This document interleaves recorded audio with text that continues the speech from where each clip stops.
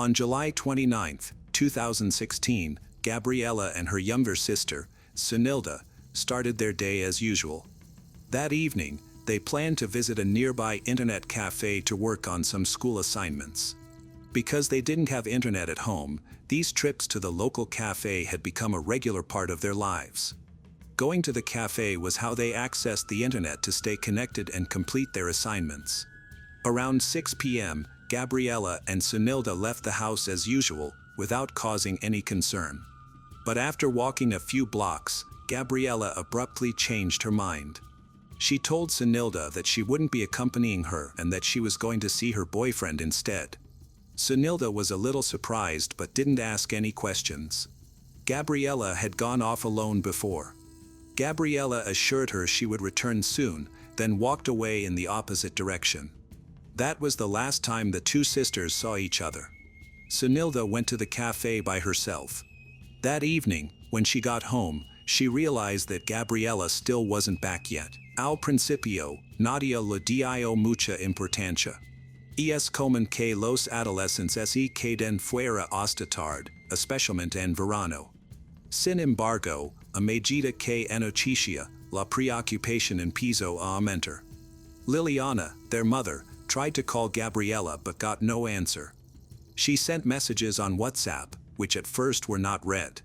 Later, the messages appeared as read, but Gabriela never replied. It was clear someone was seeing the messages, but not responding. Panic set in when a young man, whom the family believed to be Gabriela's boyfriend, showed up at their door.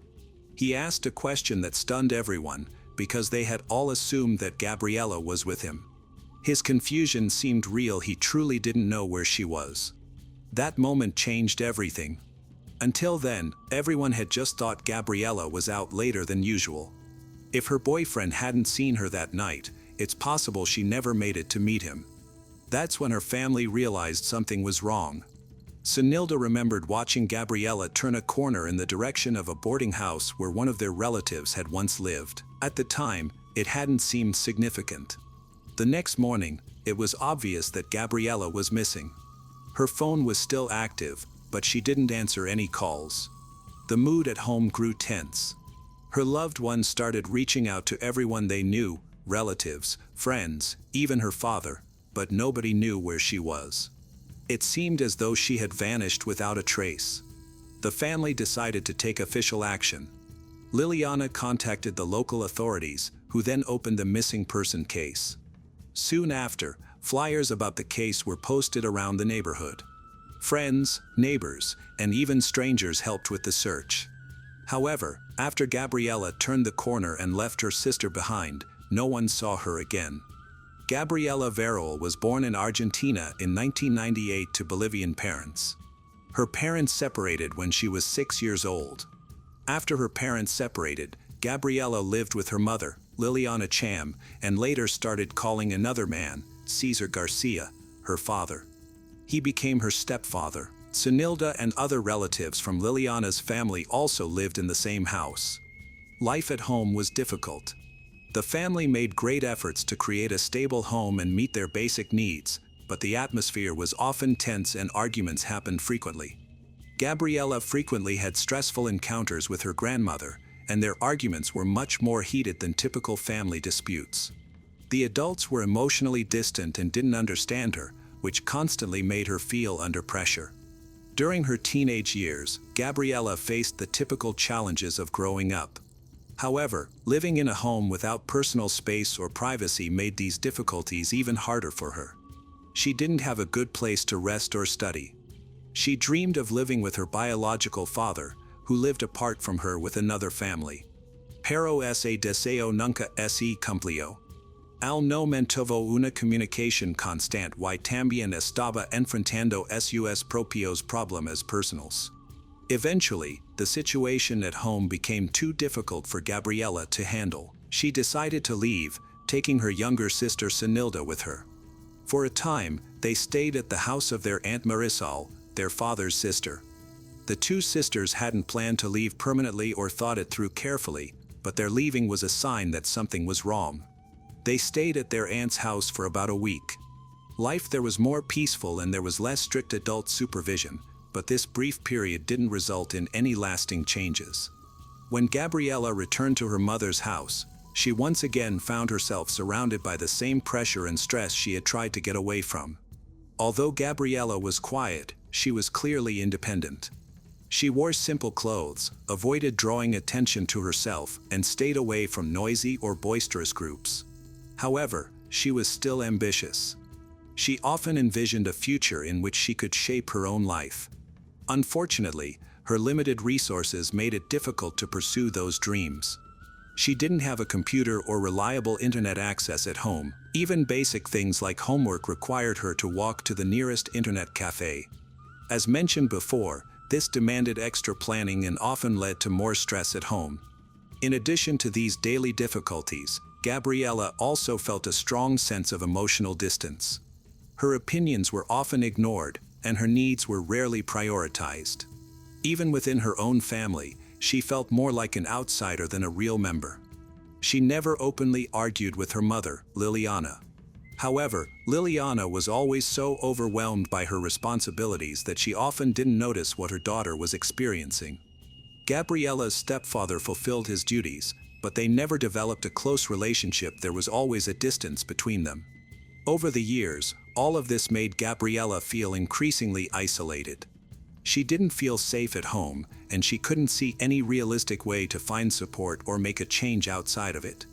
Life felt like a cycle she couldn't escape, where any progress depended entirely on her own efforts. At home, there was a shortage of resources, emotional support, and space for her to grow. Her desire for independence was no longer just a normal part of growing up, it became a true necessity. This mindset began to guide her choices and actions over time. Against this emotionally vulnerable but outwardly calm backdrop, a series of events began to unfold. These events would eventually lead to devastating consequences. Néstor Quintana, born in 1986, was married to Elizabeth Cham, who is Gabriela's maternal aunt. This marriage made Néstor a member of Gabriela's family, and they frequently saw each other, as they lived in the same household. For a long time, no one in the family had any concerns about his behavior. They saw him as calm, reliable, and responsible, with a respectable job at the Argentine Prefecture, a federal security agency. He didn't raise any red flags. He stayed out of arguments, helped with household chores, and was present at family gatherings. He was a quiet part of everyday life. He lived with his wife and her family, ate meals with them, took part in family gatherings, and helped with daily chores. To those around him, he seemed like a reliable and discreet adult who handled family matters appropriately and never overstepped his boundaries. Over time, small, isolated incidents began to occur, minor things that didn't seem concerning at first, such as a strange remark or an odd situation. There was no single event, but these details gradually changed how people saw him. After he and Elizabeth separated, Néstor left the family home. He moved into a low-cost boarding house near the area where his family still lived. At the time, his relatives thought this was simply the usual thing to do after a marriage ended. This move marked a turning point. It began a new phase in which his behavior slowly changed from neutral to unsettling, even though no one could clearly describe why they felt uneasy. Even though Néstor no longer lived with the family, he still kept in touch with them, especially with Gabriela. As time passed, people started noticing that he was spending more and more time alone with her. These meetings took place outside the home, in neutral locations. Neighbors who witnessed these interactions were unsure how to interpret them. One man remembered seeing Gabriela and Néstor together on a bus. Gabriela was sitting on Néstor's lap while he softly stroked her hair. The man felt uncomfortable watching this but chose not to mention it to the family. He later admitted that he hesitated because he was afraid of causing a scene or damaging family relationships. He decided not to say anything. Other people in the neighborhood reported seeing similar things. Several residents had seen Gabriela near the boarding house where Néstor lived. At times, she would go into the building, remain there for an hour or two, and then leave quietly. No one expressed any concern when this happened. Because Néstor had once been married to Gabriela's aunt, No one thought their interactions were unusual at first. Their family relationship led people to trust them and not question their meetings. Gabriela never told anyone she visited him, and there was no obvious reason to suspect anything improper was happening. They also had no formal relationship. Néstor was not her guardian and had no legal right to be involved in her life. However, he was still somewhat connected to the family, so his actions were considered personal decisions and were not subject to supervision. Gabriela's family didn't keep track of where she was, believing she was either with friends or running errands. It was later revealed that many of their meetings took place at the boarding house where Néstor had rented a small room. He often invited Gabriela there, and they kept their visits private. She would arrive by herself and leave without drawing attention. Over time, their relationship changed in ways that went beyond simple familial affection. At the time, however, none of the adults realized how deep their connection had become. Even after his marriage to Elizabeth ended, Gabriela continued to seek contact with him. She never talked about what happened during those visits or shared any details with anyone. Only after she disappeared did people begin to understand the whole story, the clues they had previously missed. At first, there was no clear indication that Gabriela had any reason to keep secrets. She seemed calm and friendly around her relatives, but it later became clear that her relationship with Néstor was something she could not discuss openly. Reportedly, their connection began when Gabriela was just 13. At that point, Néstor was already a grown man, employed in a federal security role and married to her maternal aunt, which made the situation even more troubling. He was not just a stranger, he was a trusted adult in her home, connected to her family, and seen as safe by everyone around her. The first details of this story began to emerge when the investigation started. Friends who had never shown much interest in Gabriela's personal life began to comment. Several people admitted that they had suspected for years that something was wrong between her and Néstor. Some recalled seeing him repeatedly near Gabriela's school, offering her rides or finding reasons to be there. At first, his actions appeared to be motivated by concern, but over time they became more obsessive. The way he behaved was not what you would normally expect from a family member. He monitored her social life, tracked whom she spoke to, and showed signs of jealousy. Gabriela tried to maintain normal friendships, but Néstor's influence made her feel increasingly restricted. People close to her said that he constantly tried to contact her, often calling her repeatedly if she didn't answer immediately. Those who witnessed how urgently he needed to know her whereabouts at all times recognized this as a warning sign. In later messages used as evidence, he accused her of being distant, demanded explanations for her actions, and insisted that she account for how she spent her time when she wasn't with him. These were not isolated incidents, they formed a consistent pattern of controlling and obsessive behavior.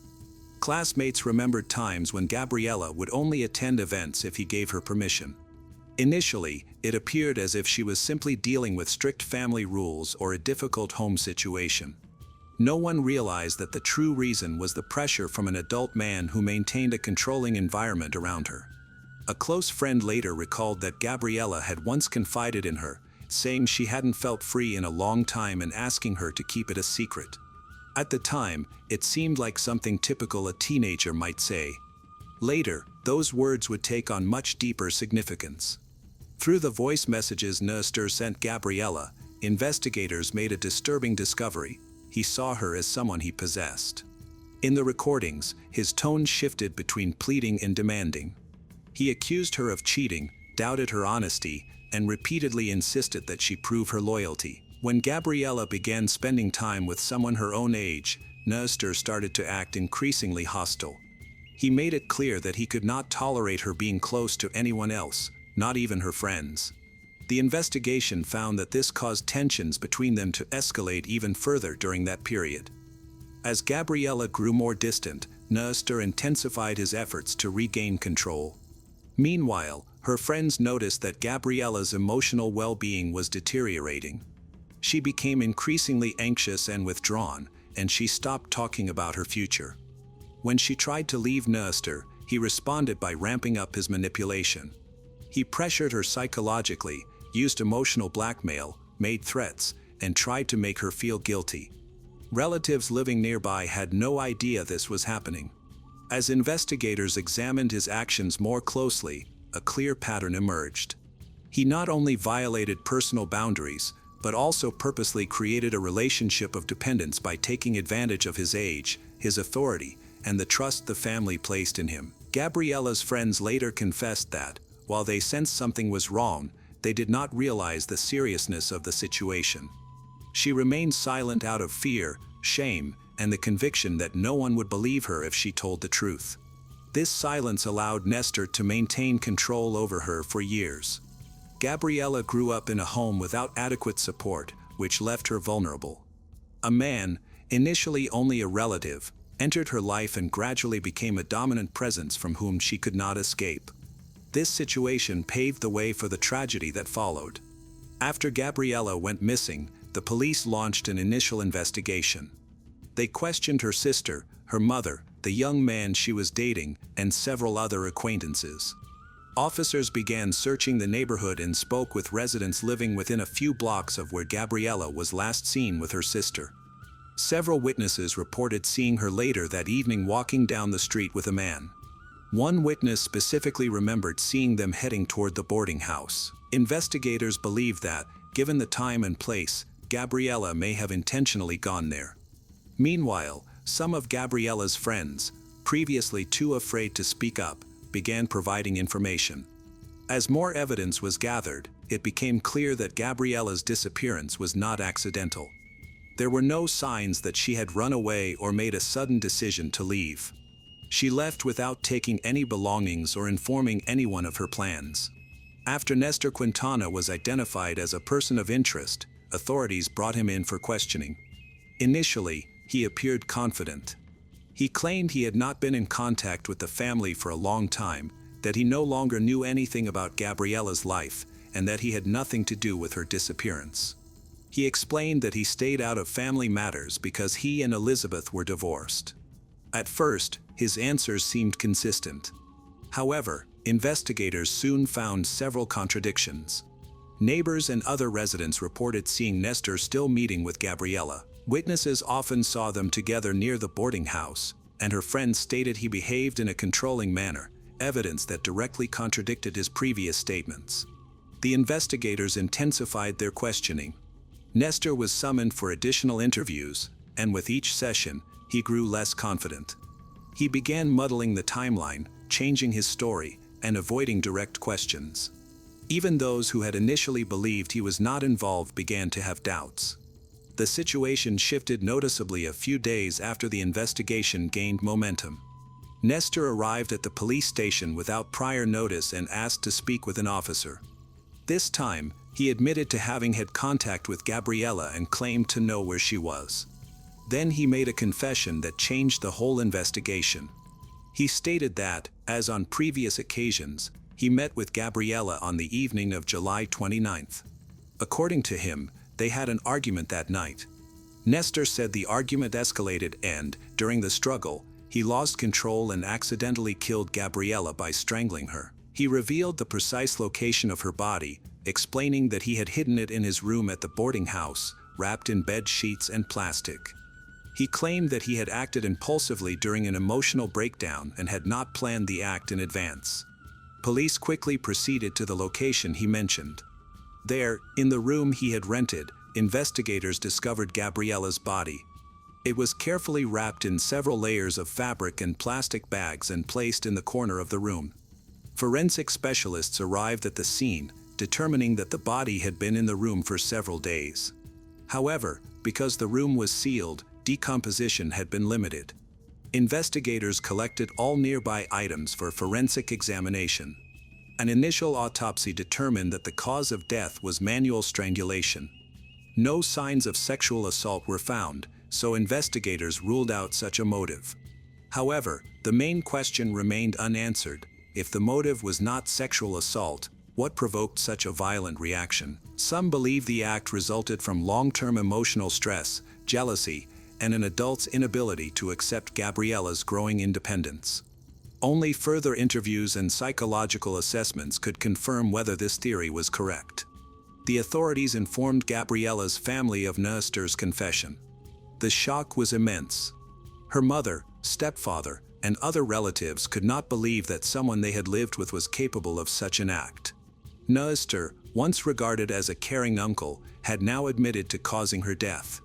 For many people, the news was more than just devastating, it completely destroyed their trust in those closest to them. Cesar Garcia, Gabriela's stepfather, told reporters that he was struggling to understand what had happened. He said that Néstor had never acted suspiciously and was always seen as a trustworthy, ordinary family member.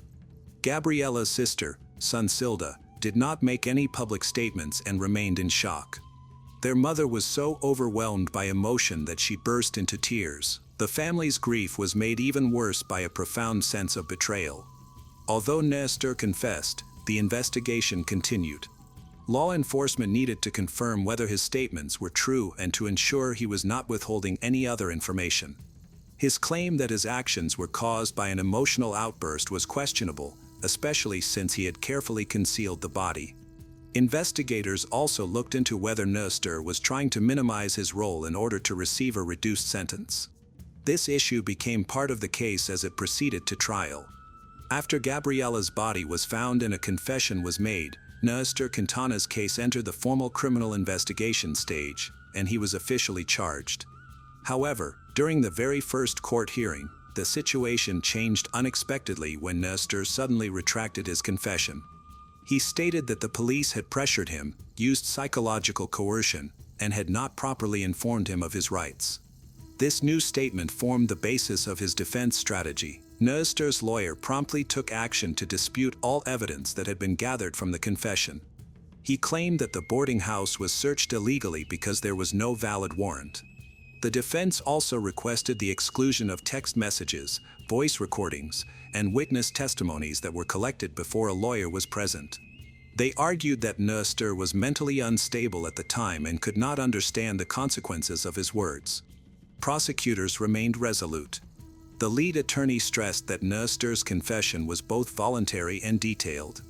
He also pointed out that Néstor provided exact directions to where Gabriela's body was found, arguing that such specific information could not have been a coincidence. Furthermore, evidence was collected that revealed a long-term pattern of control by the accused over Gabriela, including indications of psychological manipulation and jealousy. A key piece of evidence was finding Néstor's DNA under Gabriela's fingernails, which clearly showed there had been a physical struggle. Several witnesses testified in court. Gabriela's friends spoke about the emotional distress she experienced in the months before she disappeared, describing how Néstor tried to control her, limited her social interactions, and put her under significant emotional pressure. During the proceedings, a message was read aloud in which Néstor made threats. The content had a significant impact on the jury, prompting the defense to adjust its strategy. They described Néstor as someone who was emotionally unstable and acted impulsively due to extreme stress.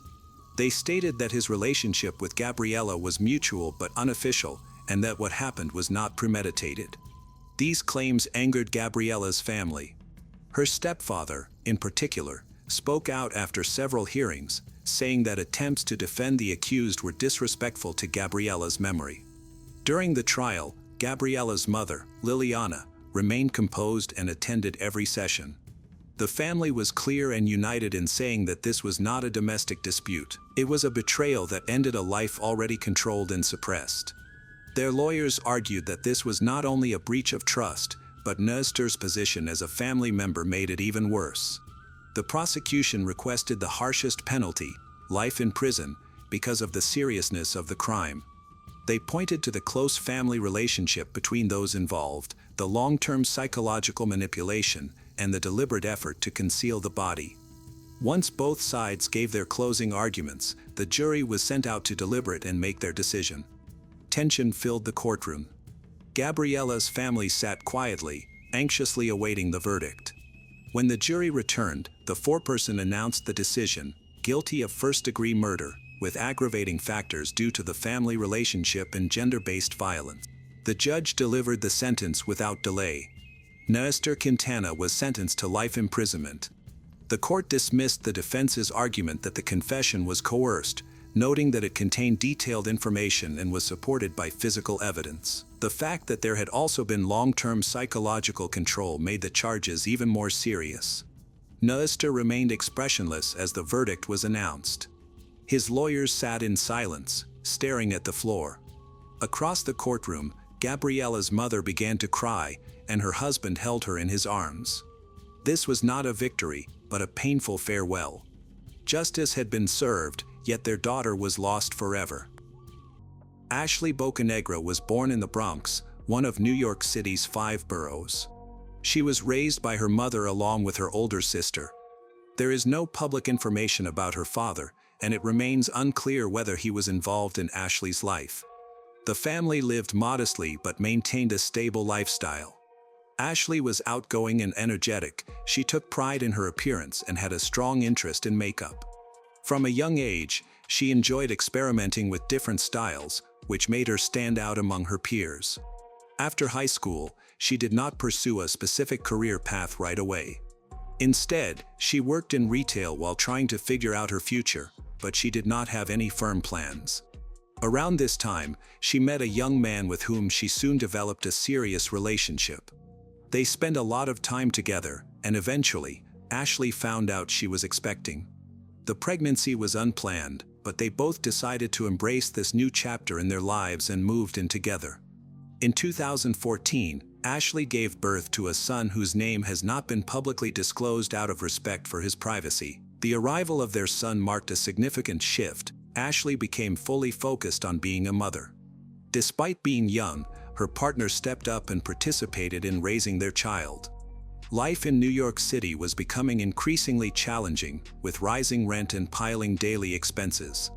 By early 2015, they decided to move to Atlanta, Georgia, a city with more affordable housing and a slower pace of life that was not too far from extended family. This move represented a fresh start for them. They secured an apartment in a residential complex that had security cameras and on-site staff.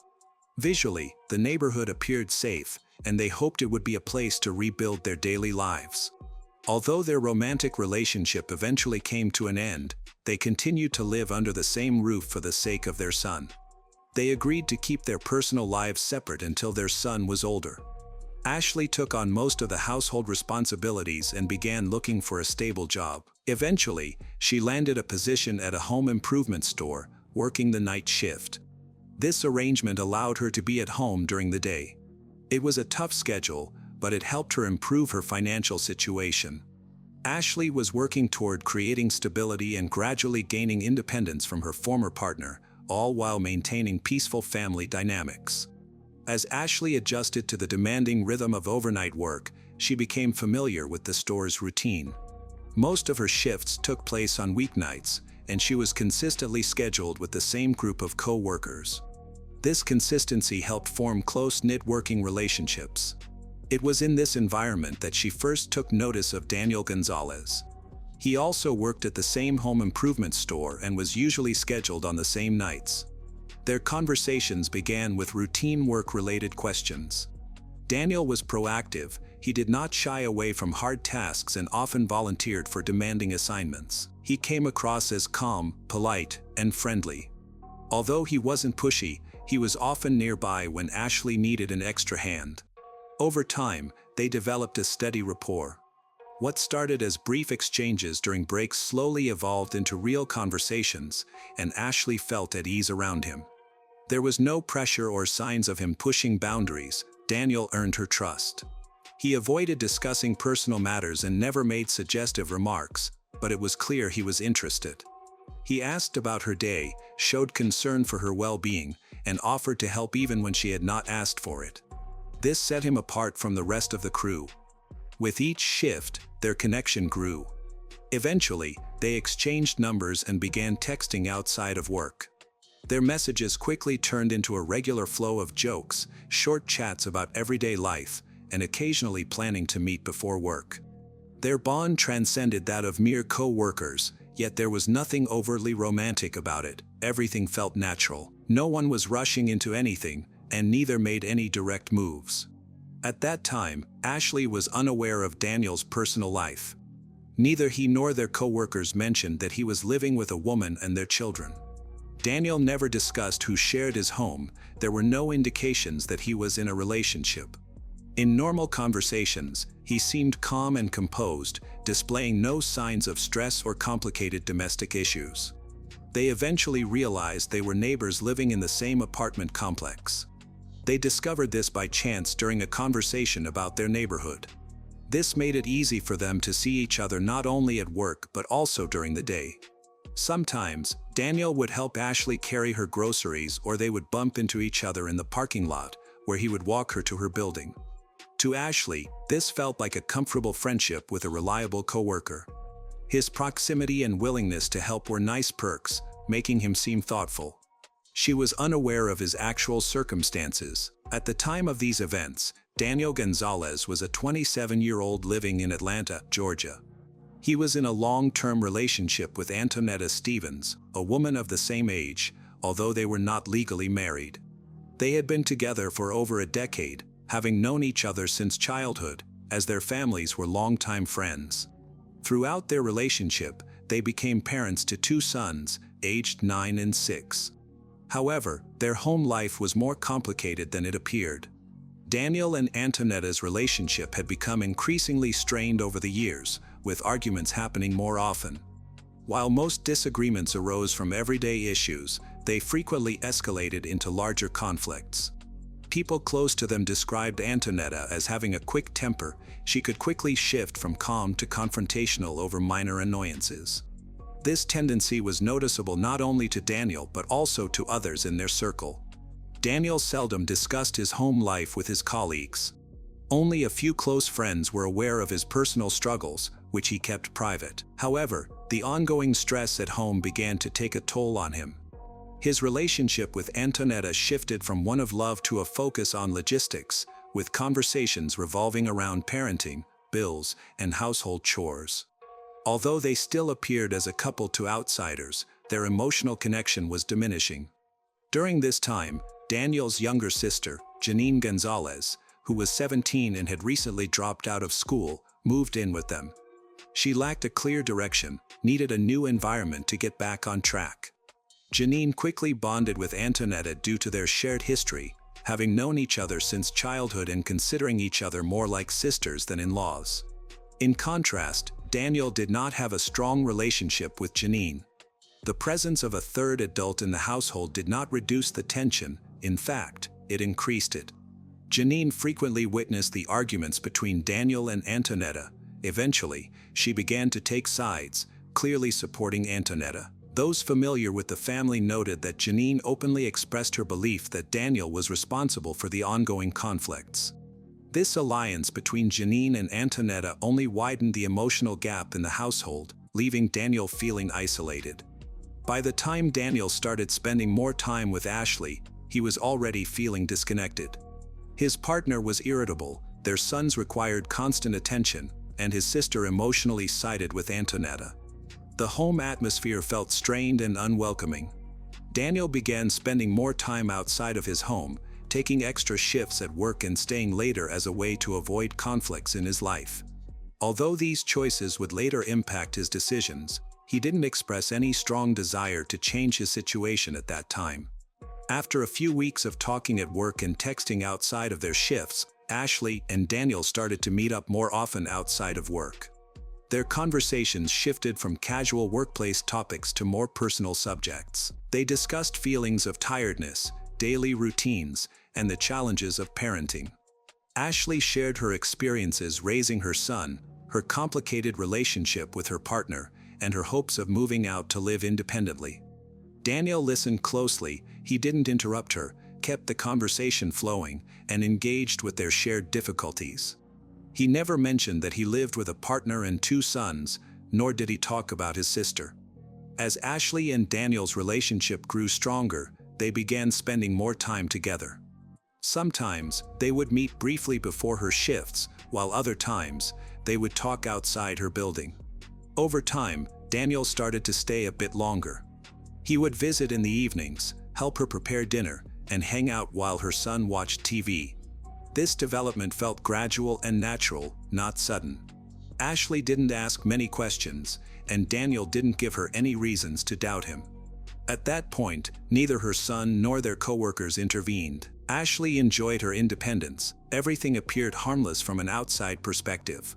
Back at Daniel's apartment, things were starting to change. Antonetta and Janine began to pay closer attention to his schedule. Daniel was spending more time away from home, which did not escape their notice. Janine, who was usually at home, started to see a pattern. Daniel would leave without telling anyone where he was going and would often return later than expected. Though she didn't know his exact whereabouts, she began to keep track of his comings and goings. Eventually, she shared her concerns with Antonetta, and their suspicions grew. While Antonetta didn't confront Daniel immediately, his behavior made her feel uncomfortable. One day, Janine noticed something that confirmed her suspicions. Daniel was often seen with the same woman in the apartment complex parking lot.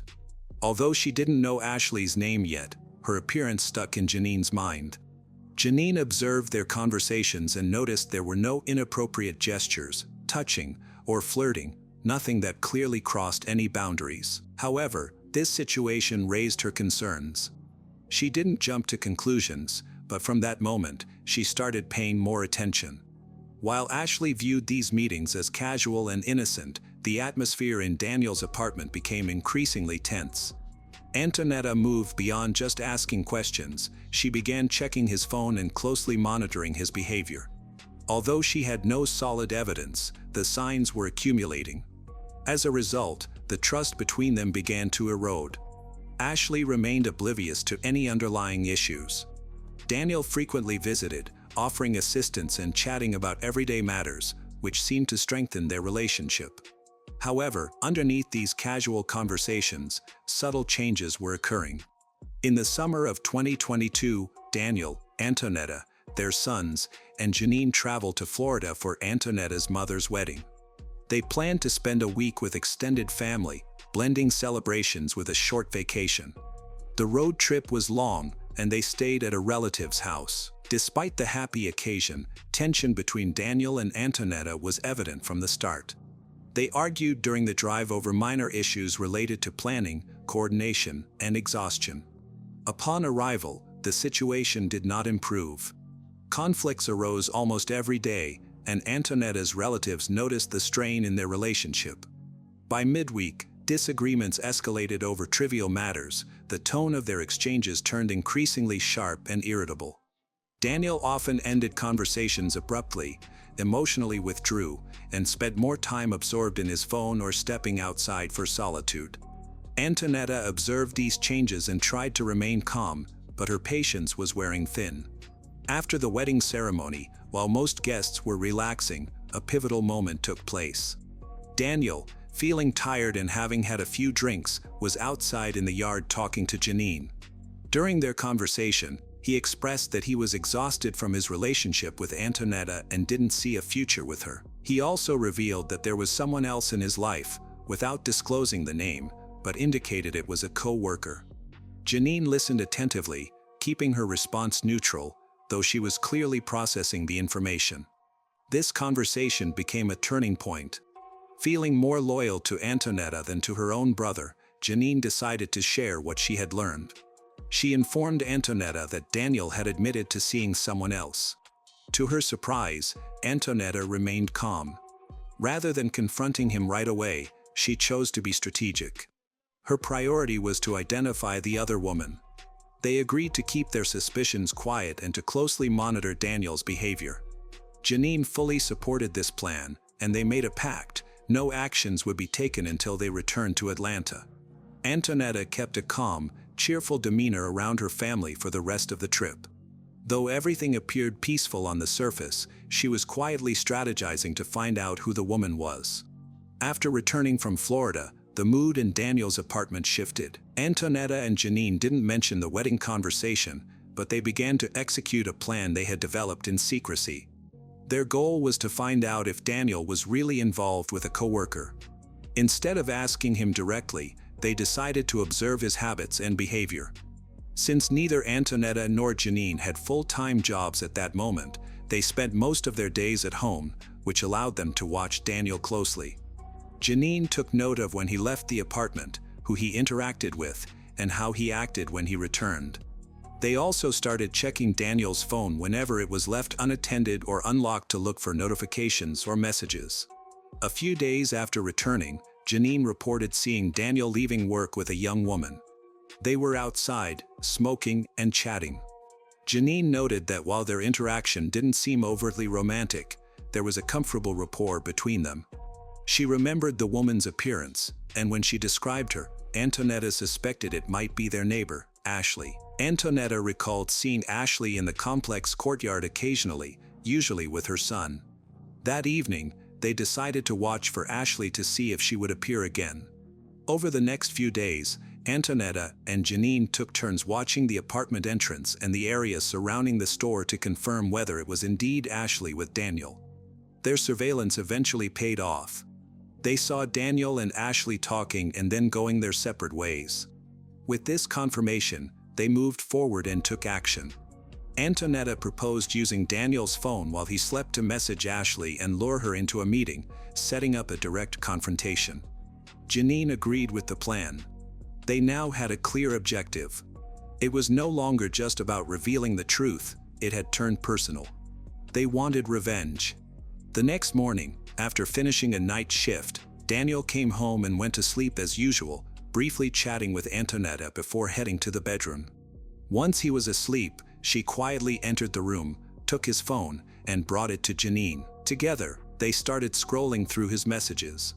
It didn't take long to find what they were looking for. In his chat with Ashley, they found personal messages filled with emotional significance, mentions of past meetings, and small details that confirmed the two were in constant contact. That was all the confirmation they needed to move on to the next step.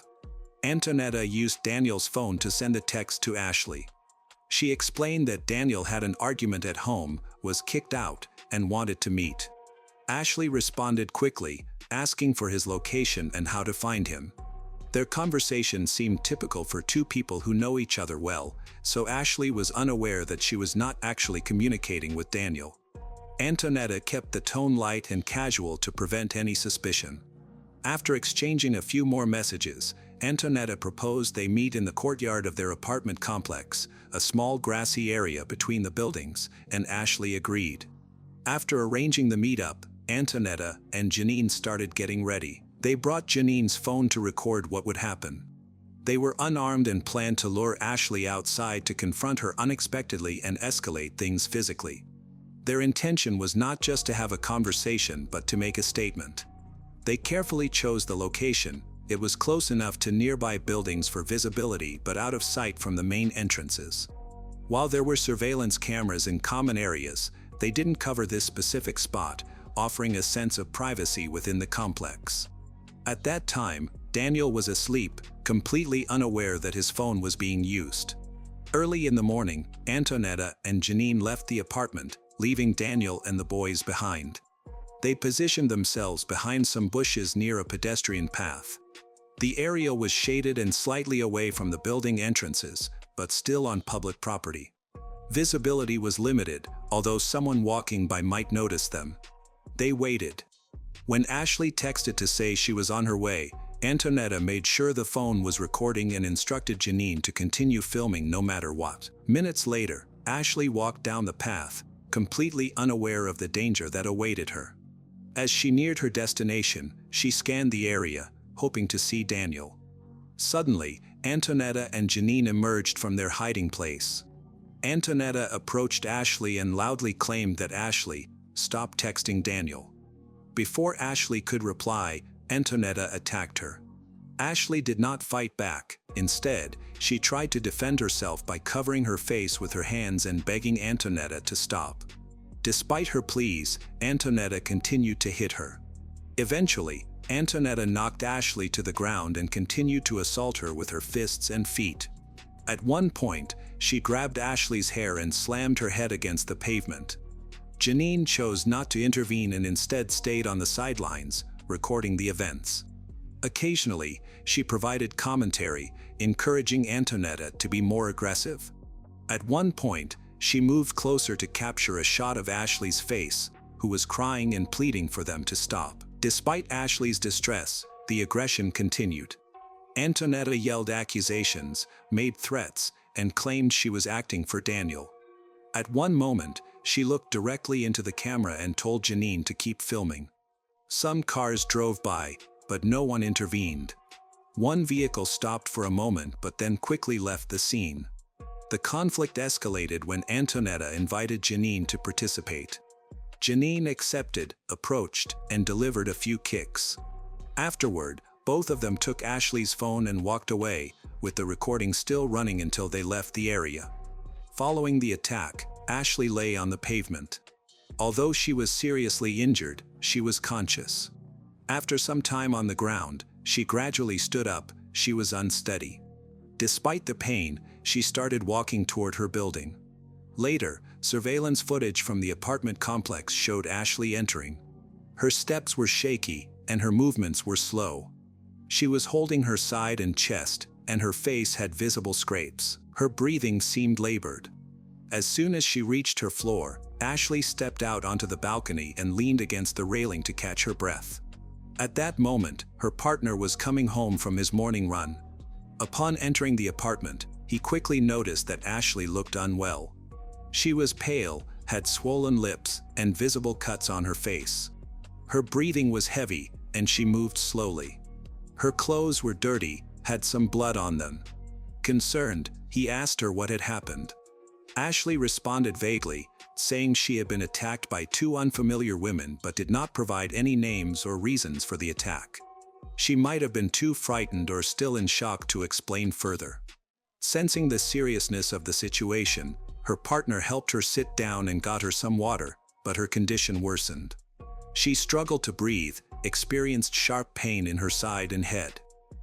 Any movement caused her intense discomfort. A few minutes later, he took her to the nearest hospital. In the emergency room, doctors assessed Ashley's condition and quickly decided to transfer her to intensive care due to its critical nature. Medical staff observed multiple bruises, broken ribs, and potential internal injuries. Additionally, she suffered a head injury. Meanwhile, her partner stayed at the hospital, anxiously awaiting news. Ashley was put on life support and sedated, but her condition worsened. Several hours after the assault, local law enforcement arrived at the apartment complex in response to reports of a possible fight from witnesses. When the officers reached the apartment shared by Antonetta, Daniel, their sons, and Janine, Daniel was not at home. Antonetta answered the door and spoke to the officers in a calm and composed manner. She explained that an uninvited woman had arrived at their door, started an argument, and became physically aggressive. Antonetta stated that she did not know the woman and that it was the woman who initiated the confrontation.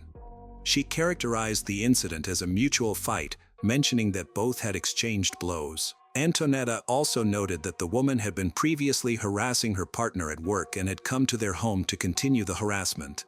She made it clear that she had not left the apartment before the incident to support her version of events. At this point, the officers had not received a formal complaint from the injured party, did not know the identity of the other person involved, and had no direct evidence of the assault. While Antonetta's account was consistent, it did not match the known facts. Doctors at the first hospital where Ashley was treated had alerted local authorities because of the seriousness of her condition. However, when police arrived at the apartment complex, the medical report was not connected to the attack. Information about Ashley's injuries and her identity came to light later. The police left the apartment without filing an official report. They only documented a verbal statement. They did not conduct a search or collect phones as evidence, which resulted in the loss of important materials. At this point, Antonetta and Janine were unaware that they would soon be named as official suspects.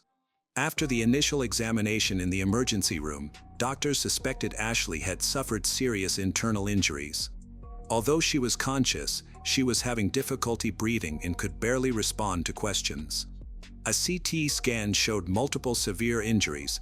Broken ribs punctured her lungs, there was internal bleeding around her liver and abdomen, and she had a significant brain injury with swelling. Since the hospital lacked the necessary resources for urgent neurosurgery and abdominal procedures, doctors decided to transfer her immediately to a specialized trauma center. Ashley was put on a ventilator and sedated into a medically induced coma. She was airlifted to a hospital in another part of the state, where a team of trauma surgeons and critical care doctors was ready to assist. Upon her arrival, Ashley was taken straight to the operating room. The surgeons worked to stop the internal bleeding and stabilize her vital signs, but the injuries were too severe. Her liver was partially torn, and there was significant bleeding in her abdominal cavity. During the surgery, it became evident that her injuries were not survivable.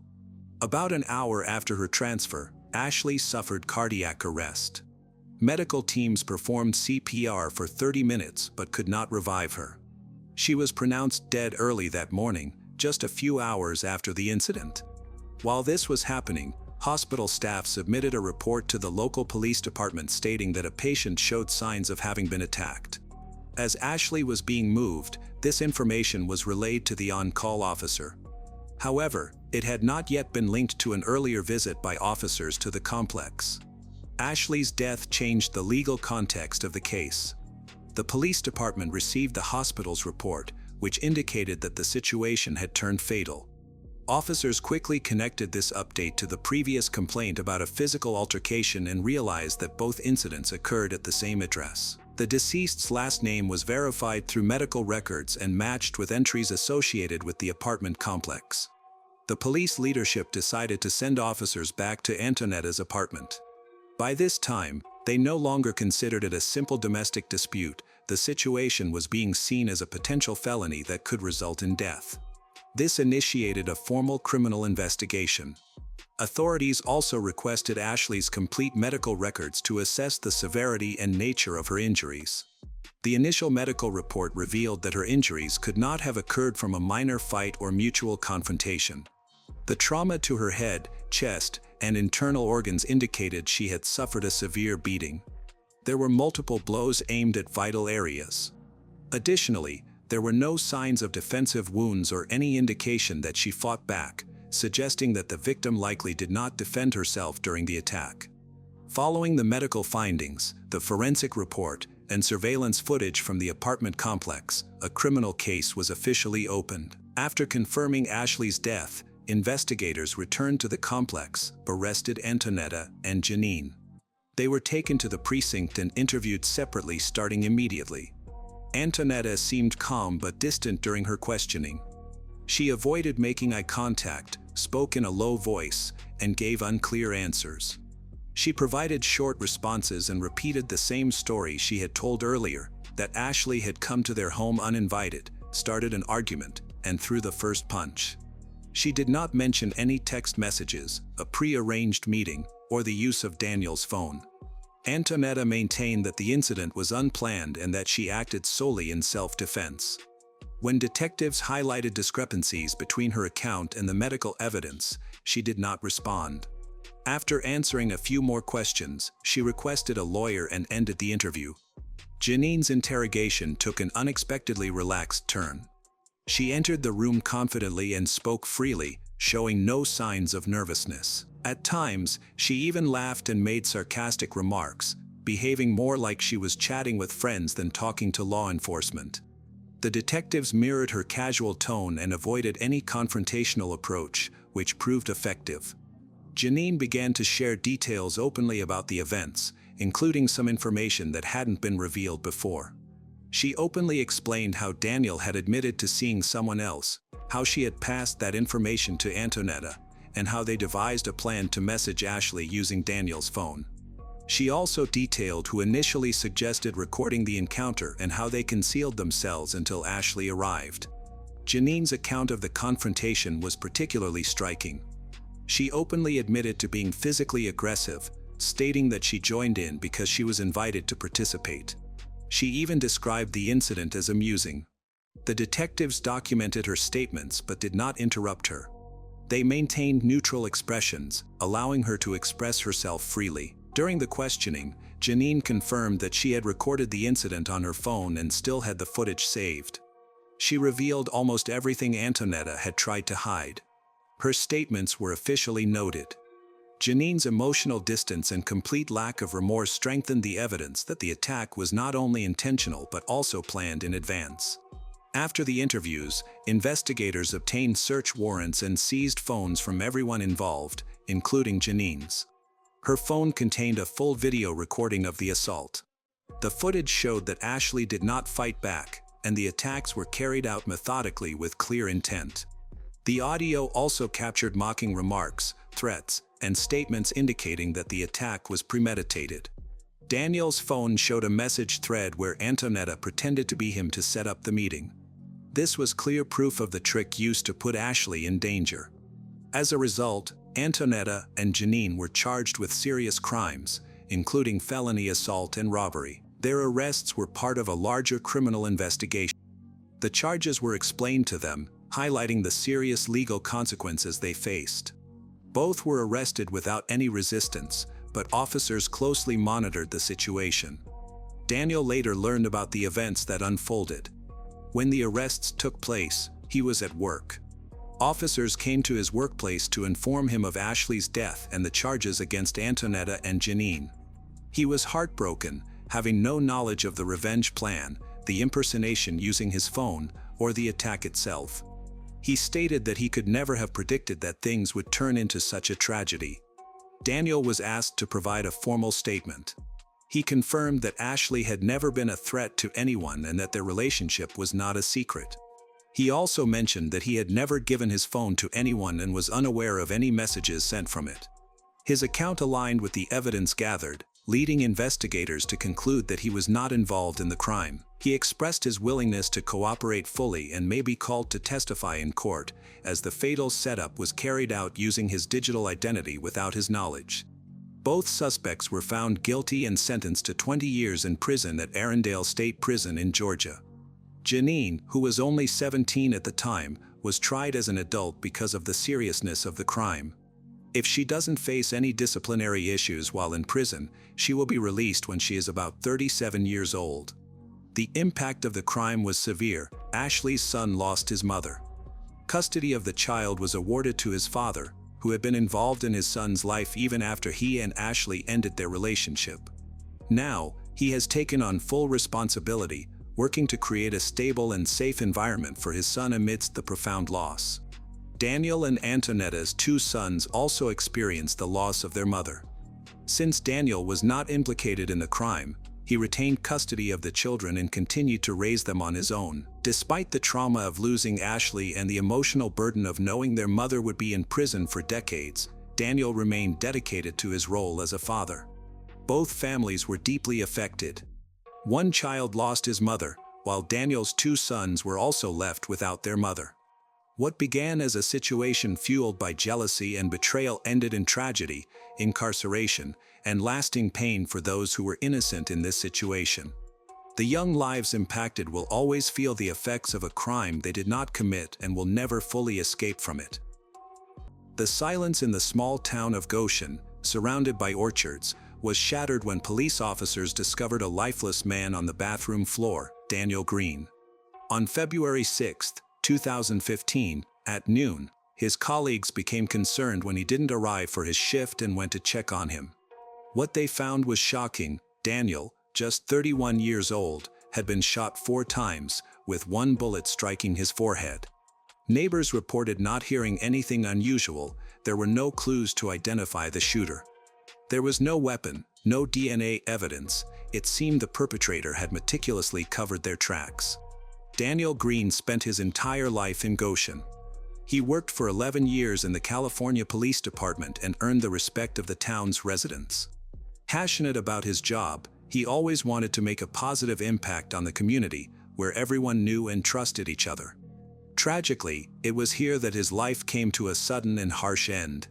The police launched their investigation, quickly turning their attention to Daniel's personal life. Since his divorce from 27-year-old Erica Sandoval, he had been living alone.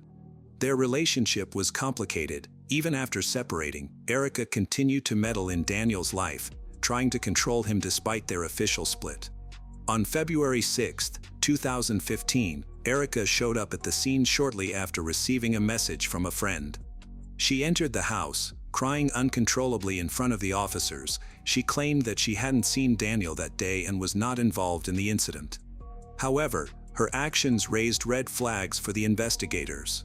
She arrived too quickly, displayed excessive emotion, and there were many unanswered questions surrounding her involvement. The death of Officer Green impacted the Tulare County Sheriff's Department profoundly. His colleagues began to question whether his tragic end was connected to his work or if it stemmed from personal issues. As the questions multiplied, one thing became clear: these mysteries needed to be resolved quickly. Investigators meticulously examined motives, connections, and personal conflicts, ensuring that no detail was overlooked. Matt and Misty, Daniel's twin siblings, were deeply affected by their brother's loss. They grew up in Porterville, a small town in California, where they shared a dream of working in law enforcement. Matt initially joined the police force but later shifted to a career in law. In contrast, Daniel remained dedicated to his role in law enforcement, advancing to the position of officer and taking pride in his chosen path. Their sister consistently supported them and felt proud of her brothers. Daniel Green was known for both his career in the police force and his love for motorcycles. He was a member of a motorcycle club, where he enjoyed the thrill of riding and the feeling of freedom it provided. A close friend of his, James, often joined him on rides through the countryside, cherishing those moments on the road together. Daniel's personal life was quite active. He enjoyed dating and rarely spent time alone.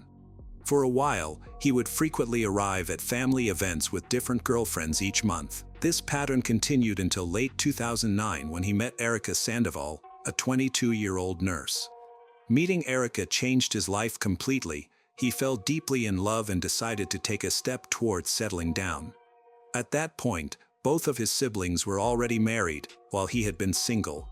However, with Erica, it felt different. Daniel was truly captivated by her. A close friend of Erica revealed that Erica was very much in love with Daniel at the start of their relationship. Their connection was strong, and they initially appeared to be the perfect couple. However, Daniel's sister observed that although Erica was generally friendly, she could quickly become upset if things didn't go as she wanted.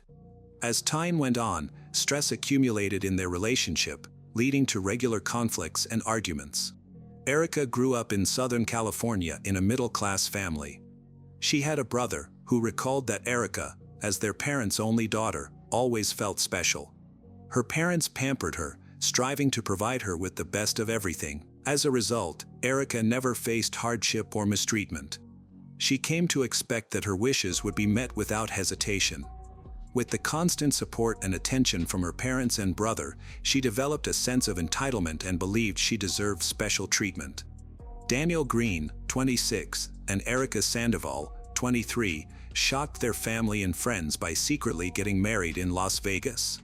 They didn't inform anyone beforehand. Daniel's brother and sister were taken aback when they received a late-night message that included a photo of the marriage certificate. A few weeks later, the couple hosted a small celebration for their close friends, where Erica wore a white dress and Daniel donned a black suit.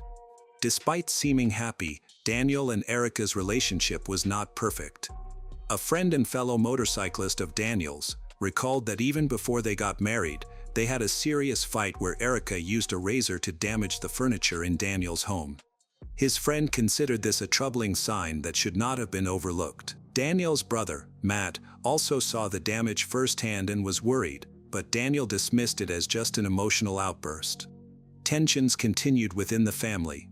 During one argument, Matt and their sister heard Erica shouting at Daniel from another room and saw him break down in tears. Matt described it as one of the most painful moments of his life, feeling devastated to hear his brother cry. Intervening in Daniel and Erica's relationship was challenging. The Green family faced tough times growing up. Daniel's brother and sister recalled how they, along with their mother, suffered from their stepfather's abuse. He had a criminal background, drank heavily, and used banned substance. To shield their younger sister, Matt and Daniel, being older, often took the worst of the abuse.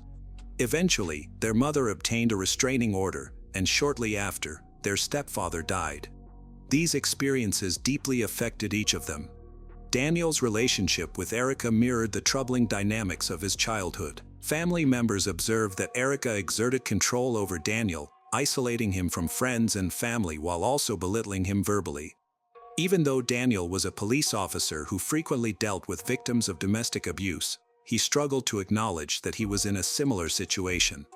He realized he was becoming a victim but felt powerless to change his circumstances due to fear, shame, and a reluctance to admit weakness.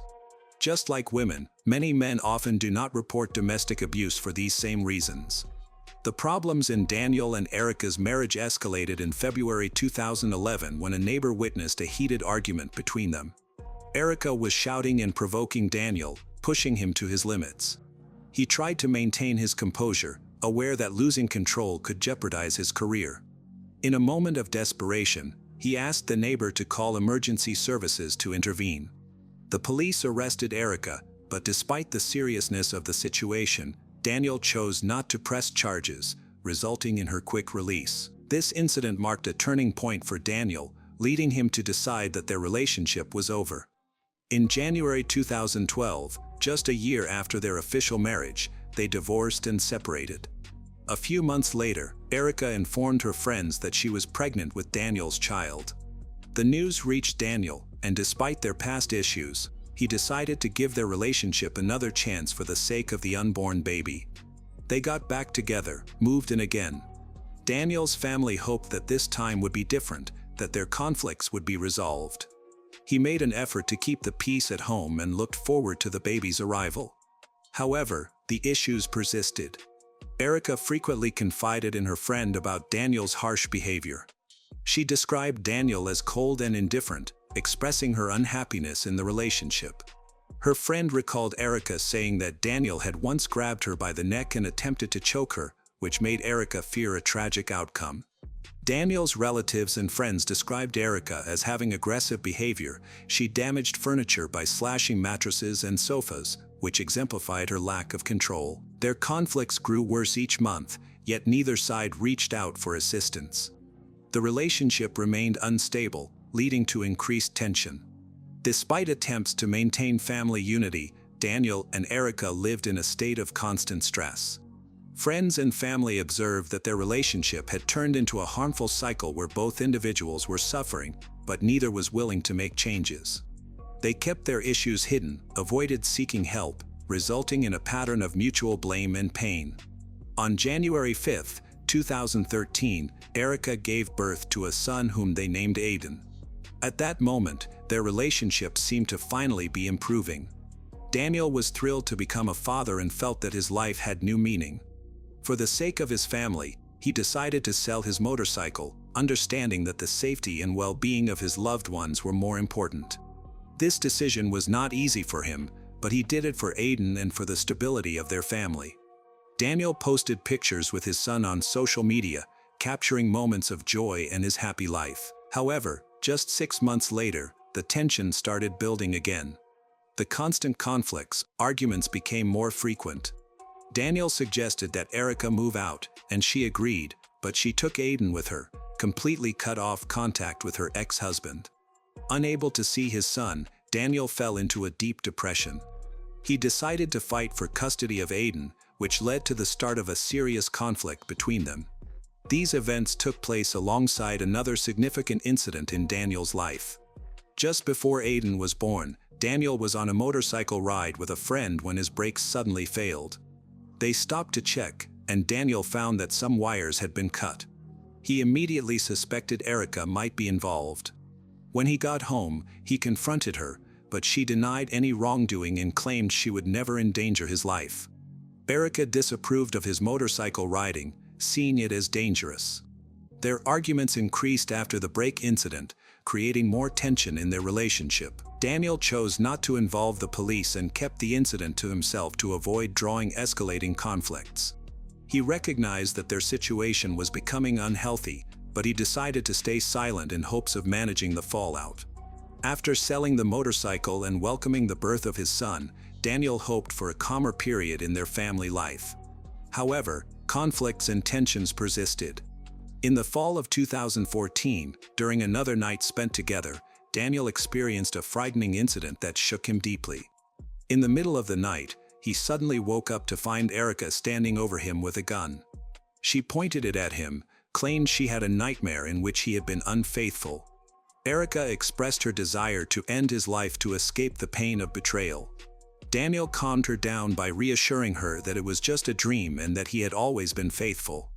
After she lowered the gun, Daniel realized how dangerous their relationship had become.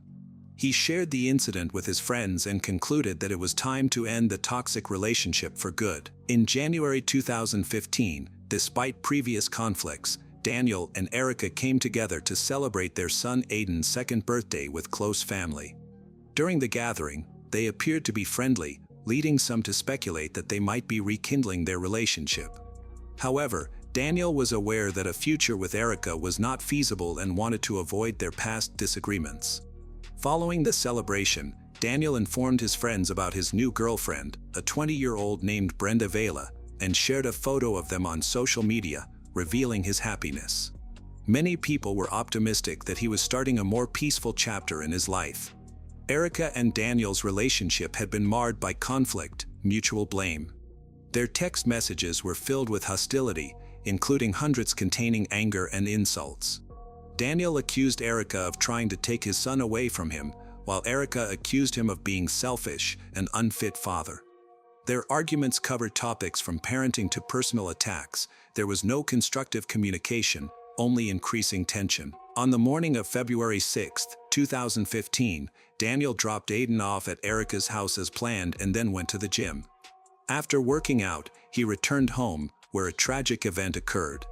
Daniel entered the bathroom, sat down, and was shot 4 times in the arm, chest, neck, and forehead. He died instantly, with no chance to protect himself. The day after Daniel's death, Erica was brought in for questioning. She insisted she hadn't visited his house in weeks and had no connection to what had happened. Investigators, however, told her they had surveillance footage from a neighbor's camera showing her entering the house on the day of the incident.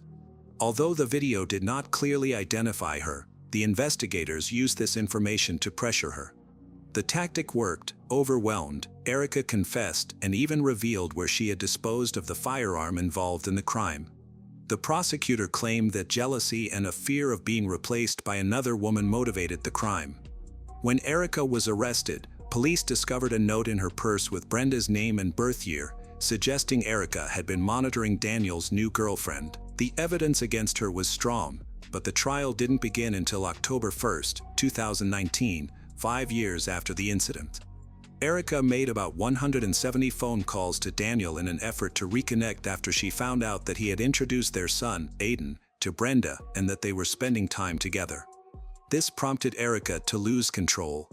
The prosecutor also mentioned that after the crime, Erica deleted several messages from Daniel's phone where she had tried to persuade him to believe she would change and improve. However, Daniel made it clear that he wanted nothing to do with her. He intended to move forward with his life.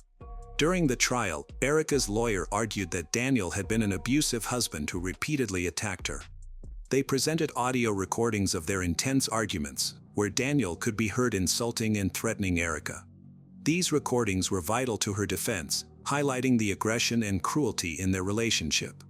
In court, Erica detailed the abuse she suffered over the years. She stated that Daniel physically assaulted her, choked her, and made threats against her. Erica explained that she lived in constant fear and refrained from reporting the abuse to the police because she felt it would be pointless. She believed that, as a police officer, Daniel could sway any investigation and that he was too powerful for her to seek justice. Erica also thought that people would not believe her because Daniel was well respected in their community. On February 5, 2015, the day before the incident, Erica said she had a phone conversation with Daniel. During their conversation, they flirted, which gave her hope of rebuilding their relationship. The following day, she decided to visit his house to see if they could reconnect. Upon entering, she noticed 2 firearms on the table, which made her feel uneasy. Curious, Erica explored the house further and discovered a partially open safe in one of the rooms. Inside the safe, she found 2 intimate photos of individuals who she believed looked underage. This discovery shocked her and made her worried that Daniel could be a danger to their son. Erica said that seeing the photos changed how she viewed Daniel. She recalled how he had made her wear school uniforms and started to realize that his interests might be more sinister than she had assumed. After putting the documents away, Gabriela heard a car pull up. It was Daniel. In a panic, she grabbed 2 loaded guns and hid in one of the rooms, unsure of what to do next. When Daniel entered the house, he moved through the rooms. Gabriela heard him go to the bathroom, and with the guns in her hands, she followed him, filled with fear. When she entered the bathroom, she found Daniel sitting on the toilet. He saw her and shouted angrily, threatening her. At that moment, she claimed she started shooting. She couldn't remember how many shots she fired but kept shooting until she felt safe. Then she ran out of the house, disposed of the guns, and attempted to escape. Gabriela revealed that she continued to have an intimate relationship with Daniel despite his mistreatment because she was afraid of how he would react if she refused him. She believed that not meeting his needs would lead to his aggression. This fear was a significant reason for her staying with him. She felt that her safety depended on obeying his demands. During the trial, Gabriela spoke for the first time about finding photos in Daniel's safe. She explained that she had kept this information to herself during the investigation because she did not trust the authorities and thought they would side with her ex-husband. Daniel's family was shocked by her allegations and completely rejected them.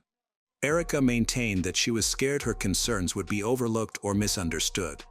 However, her claims were not backed up by evidence.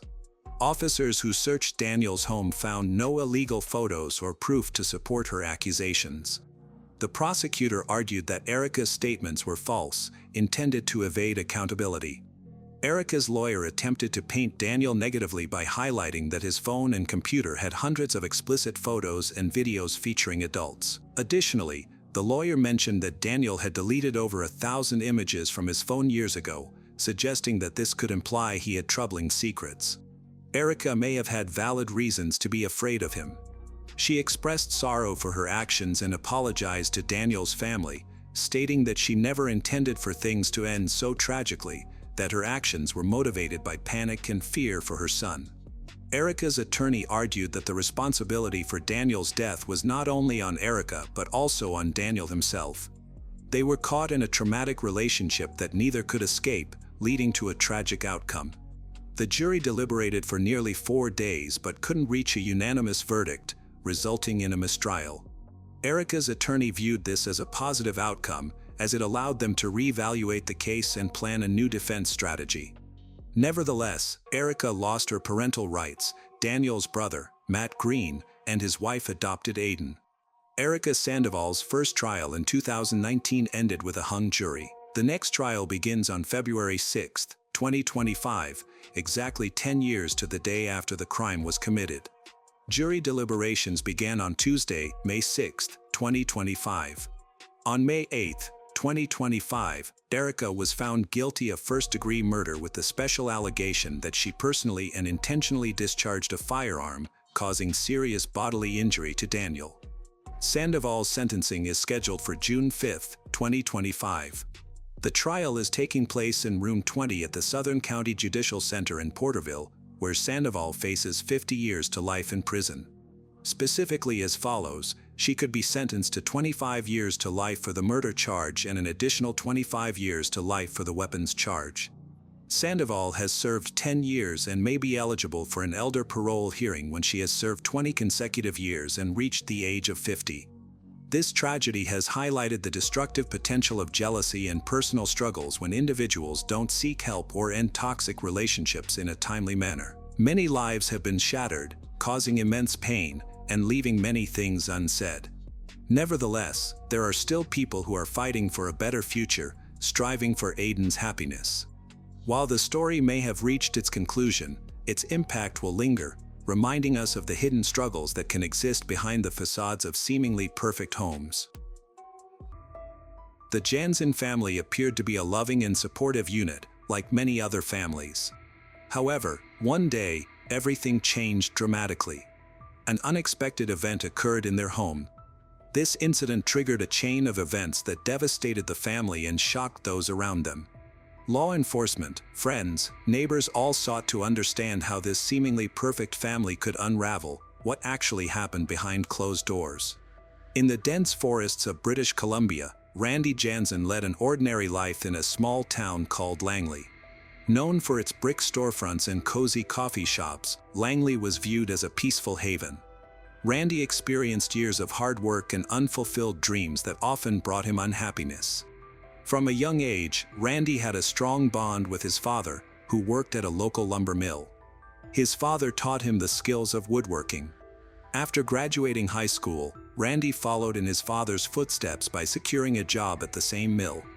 The job was tough, requiring long hours and significant physical effort, but Randy was used to hard work. In Langley, the lumber mill was seen as a vital part of the local economy and way of life. For more than 10 years, he committed himself to the challenging routine of processing wood and transporting logs. Although the work was repetitive and tiring, it provided him with stability. Each day might have seemed the same, but Randy found meaning in the rhythm of his work and his role in the community. The lumber mill represented stability in Randy's life, while music served as his escape, a way for him to express emotions he often found difficult to put into words. Since childhood, music had been important to him. Over time, playing guitar and singing shifted from being just a hobby to a crucial outlet for his feelings. Randy often performed at a local bar in Langley, where residents gathered to relax after their long workdays and enjoy live music. On stage, he transformed from his usually quiet self into an engaging and energetic performer, captivating his audience. The townspeople appreciated his heartfelt performances, which were filled with authenticity and passion. At a local bar one ordinary evening, Randy met Laurel, a woman who would profoundly impact his life. Laurel, 6 years older than Randy, worked as a bartender and often watched his performances from behind the bar. She was confident, charismatic, well loved by the patrons for her ability to create a welcoming atmosphere and her friendly demeanor. What began as casual chats about music and life quickly developed into a deeper bond. Their mutual love for music and shared aspirations brought them closer. Laurel played the piano and, although her life had taken a different path, she had always dreamed of pursuing a professional music career. This common dream, paired with genuine interest in each other, soon evolved into something much more significant.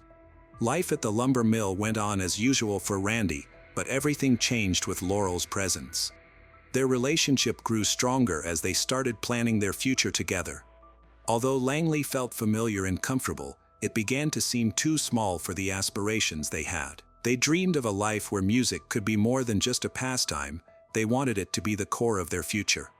Randy's days at the mill, his nights performing at the bar, and his evenings with Laurel filled him with a sense of purpose, love. He hoped for what lay ahead. Randy and Laurel frequently looked back on their wedding day in 1990. It was a modest ceremony with just their closest friends and family, creating a warm and intimate setting. The event featured live music, including a special song that Randy sang for Laurel, marking the start of their loving journey together. A few years later, their daughter Emily was born. She quickly became the center of their family. Randy often expressed how Emily was the best thing that ever happened to him. Anyone who knew them could see the deep love he had for her. Emily was only 8 years old when her life changed drastically.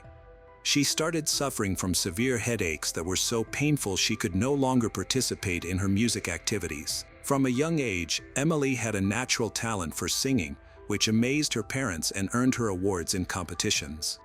She was living a lively life, taking vocal lessons and dreaming of becoming a singer. Her parents, encouraged by her success, did everything possible to support her dreams. Initially, Randy and Laurel struggled to understand their daughter's condition. They visited multiple doctors and underwent numerous medical tests, but none provided clear answers, leaving them confused. Emily had to leave school and start home-based learning because the bright lights and loud noises in classrooms worsened her severe headaches. Her room turned into a dim sanctuary where she spent most of her time. Randy and Laurel took turns caring for her, trying their best to alleviate her pain and offer comfort during her difficult times. After thorough medical evaluations, the doctors diagnosed Emily with migraines. This news deeply affected her entire family.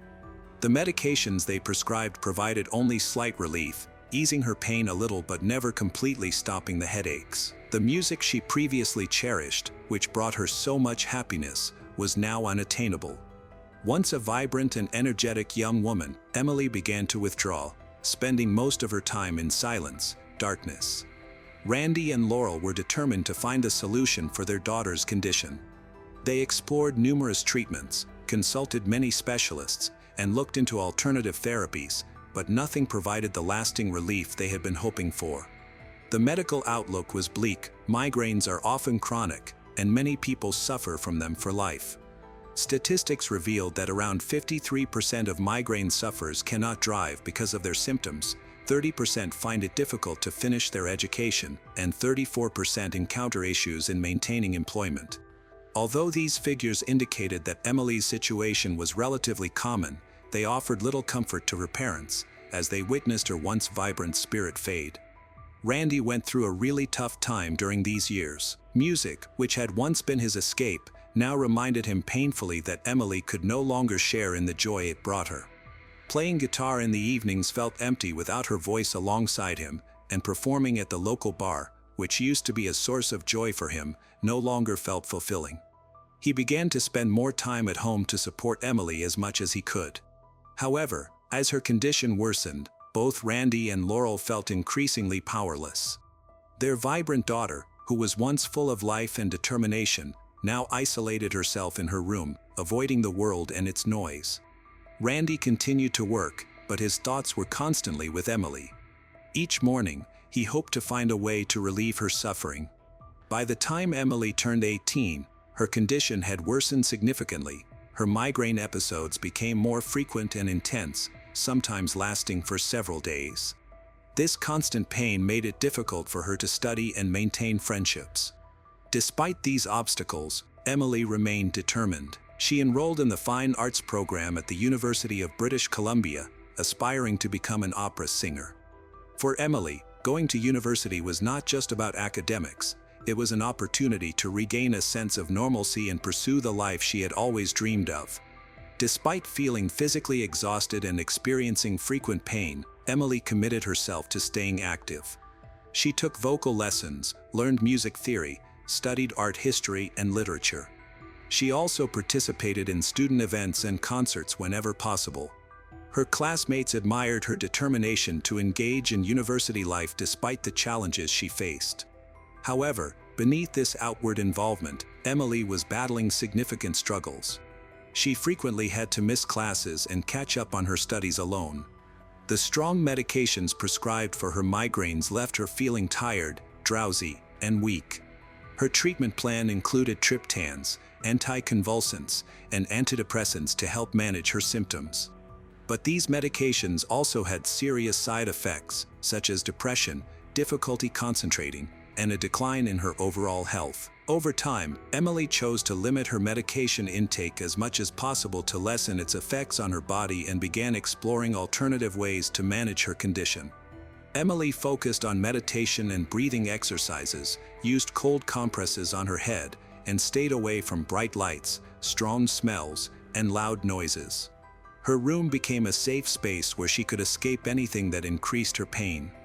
During her worst migraine episodes, she would sometimes stay in complete darkness for entire days, while her parents took turns caring for her and doing their best to alleviate her discomfort. Despite these challenges, Emily worked hard to maintain a sense of normal life. She kept in touch with her friends, even though she couldn't see them as frequently as before. Sometimes, she had to cancel plans at the last moment due to sudden migraine attacks. However, her friends remained supportive, visiting her at home and spending time with her to ensure she didn't feel alone. Despite her challenges, Emily remained committed to the things she loved. Her desire to return to music and live a fulfilling life never faltered, even as the journey became increasingly difficult. On May 7, 2015, Randy shocked everyone in his life with a Facebook post. He revealed some unimaginable actions he had taken in the prior 10 days. He started the post by expressing his love for his daughter, Emily, whom he described as an exceptional daughter, talented, intelligent, and kind. Emily brought immense joy to their family, filling their home with laughter and always willing to assist others, even while facing her own struggles. Unfortunately, Her illness had robbed her of so much, forcing her to give up dreams she had worked tirelessly to achieve. Emily had been experiencing migraines since elementary school. The persistent pain caused her to fall into deep depression, making it common for her to endure days without relief. Randy observed how his daughter watched her classmates enjoy normal lives while she spent her time in hospitals or isolated in her dark, quiet room. Despite her efforts to hope for a brighter future, nothing seemed to alleviate her suffering. Randy worked at a lumber mill, but when he wasn't working, he dedicated all his time to Emily. He often told his friends that she was his whole world and that he couldn't bear the thought of life without her. Watching her in pain and feeling powerless to help was pushing him toward despair. Friends noted how Randy shared his struggles with them, making it evident how deeply he was affected emotionally. In this Facebook post, he confessed to taking a gun and ending Emily's life, explaining that he did it to free her from her constant pain. He described his vision of her as an angel soaring above the clouds, her long hair flowing in the wind, finally at peace. But he didn't stop there. Randy also revealed that he had taken the life of his wife, Laurel, because he couldn't bear the thought of her enduring the heartbreak of losing their daughter. A few days later, he also ended the life of his sister, Shelley, claiming he wanted to spare her from the shame of his actions. In the post, Randy shared Emily's journey in her battle against illness, highlighting her incredible strength and resilience. Unfortunately, despite her efforts, the illness had taken its toll. Randy expressed his helplessness as he watched her suffer daily, knowing he couldn't change her situation. He often told friends that he would do anything to support Emily, and ultimately, he felt this was the only way to help her. At the end of his Facebook post, Randy mentioned that his family was now in a better place, free from suffering. He expressed sorrow for his actions, took full responsibility, and apologized to anyone he had hurt. The post closed with the haunting phrase, "Rest in peace, my little family." After Randy's post went live, his friends and acquaintances immediately alerted the police out of concern for Randy's family.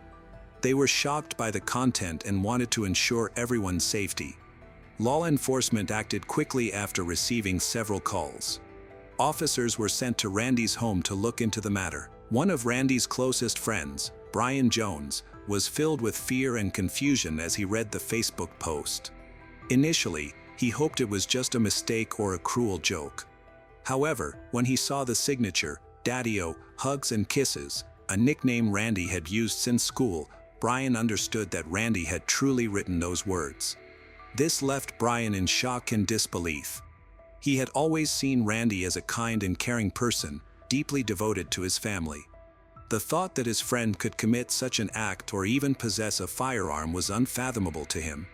Brian remembered how lovingly Randy spoke of his family, making it difficult for him to grasp how things had taken such a tragic turn. The seriousness of the situation struck him immediately, and he knew he needed to respond quickly. He left work early and made his way to Shelley's house, trying to call Randy as he went. Each unanswered call only increased his worry. When Brian got to Shelley's house, he saw a pile of undelivered newspapers on the porch. This was unusual because Shelley was always dependable and took her responsibility seriously. Her old van was in the driveway, the curtains were tightly shut. The yard was eerily silent, with no signs of life. Brian knocked on the door multiple times, but no one answered. The atmosphere felt unsettling and unnaturally quiet. Shelley had become a private person after her parents died. She lived by herself, had no children, and hardly spoke to her neighbors. Her primary job was delivering newspapers, and she was recognized for her reliability, punctuality. When Brian noticed the newspapers piled up without being picked up, he became worried and called the police.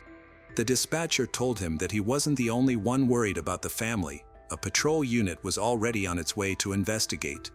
When the police arrived, they tried to reach Randy Jansen, who was inside his house. They saw him through a second-floor window with a gun. The officers used loudspeakers and attempted to call him, but Randy did not reply. Understanding the seriousness of the situation, the officers proceeded cautiously to prevent further escalation. The house was surrounded, and negotiators began their work, but Randy did not show any intention to surrender or communicate. After several hours, the situation became much more critical. Randy set the house on fire, and officers saw smoke rising from the upper floor. They tried to get inside, but the flames spread too quickly, blocking access through the windows. Officers noticed a body wrapped in a sheet on the first floor, but they couldn't reach it to confirm its identity.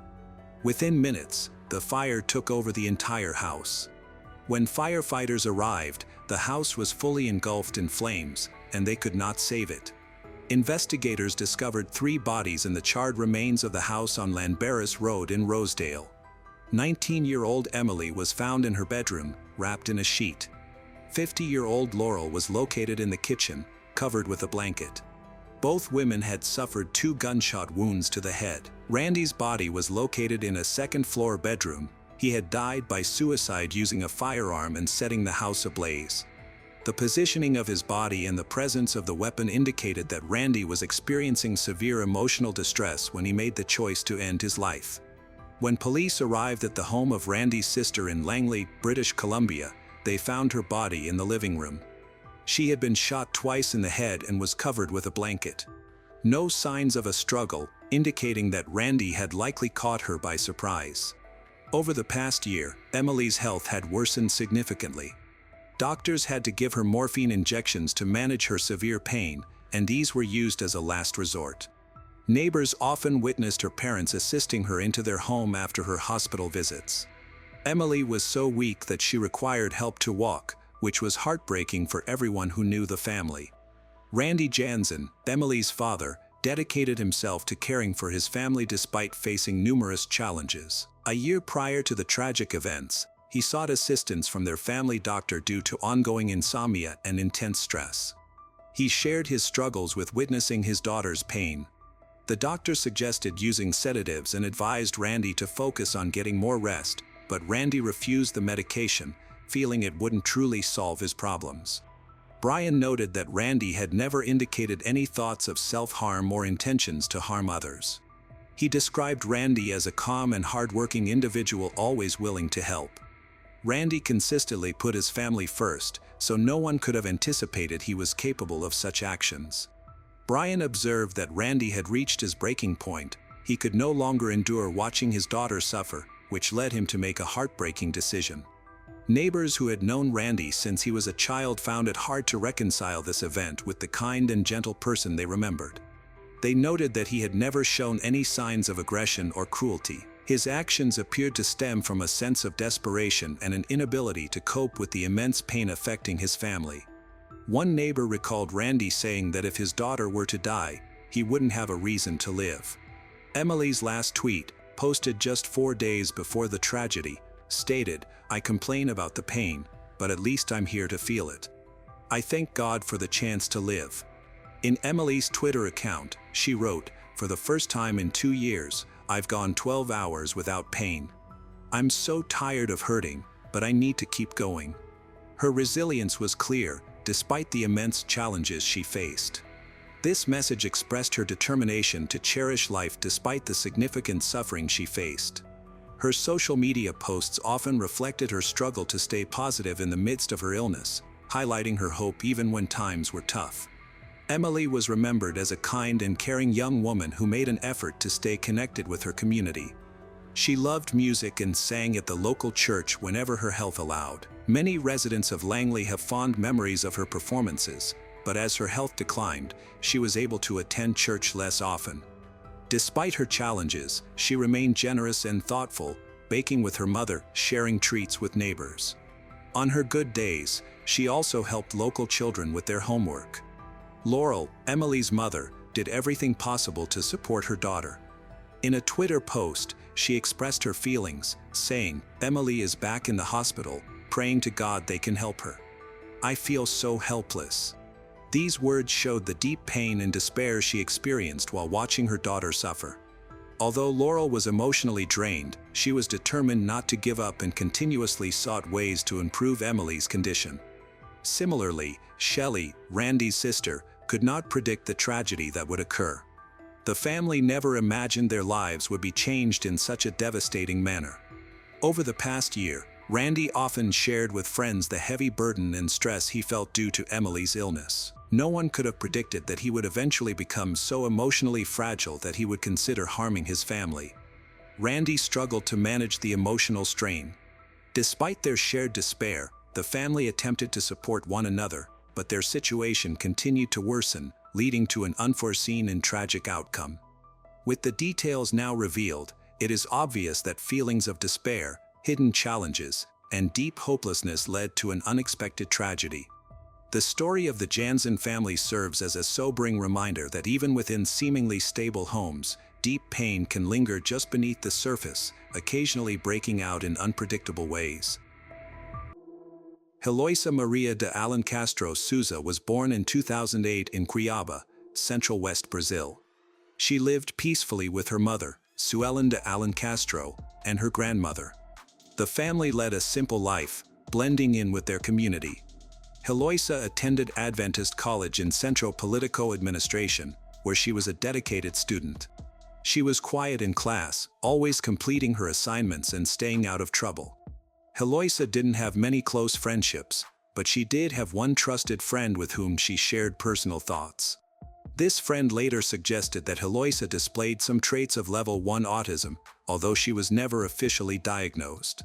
Signs included her reserved nature, avoidance of eye contact, and anxiety in social situations. Despite this, Heloísa was warm and friendly with those she trusted. She had a deep passion for animals, aspired to become a veterinarian. She took her dreams seriously, researching veterinary programs from a young age. Her grandmother noted that she was responsible, helpful around the house, capable of cooking, cleaning, and caring for the family pet without needing constant supervision. She was an ordinary teenager focused on her future and goals, living a life that was steady, unassuming. Benedito Anunciaco de Santana was born in 1984 into a modest family and was the younger of 2 brothers. His older brother later became involved in a legal case related to a violent crime against his former partner.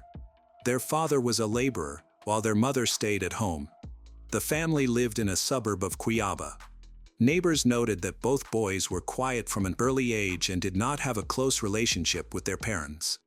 As a teenager, Benedito began attending a local Catholic church and eventually started helping out during services. After finishing school, Benedito obtained an entry-level job at a local government agency. Through personal connections and a reputation for hard work, he gradually advanced in his career. At the time of these events, Benedito was the head of the Transportation Division at the Secretariat of Science, Technology, and Innovation in Mato Grosso. He earned a stable income, had access to a work vehicle, and was regarded as someone with a respectable social standing. In his daily life, Benedito often attended local events, expressed concerns about neighborhood problems, and suggested new initiatives. He stayed active in his church.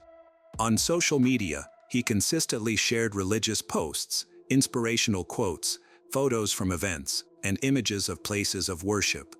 Many of his pictures featured his son, Gustavo Benedito Jr. Lara de Santana, or were taken at churches and community celebrations. His online presence reflected the image of a stable, respectable man with strong faith. Not much is known about Benedito's personal life before he met Suelen. At the start of their relationship, he was not married and was not living with his son's mother. There are no official records of his past relationships. His behavior suggests that he deliberately kept details of his personal history private, only sharing information that supported his public persona. Suelen was employed at a government agency in Cuiabá, where she met Benedito. At first, he appeared confident, friendly. In the workplace, he was known as a dependable and dedicated employee. He was always polite, calm, and eager to assist his colleagues.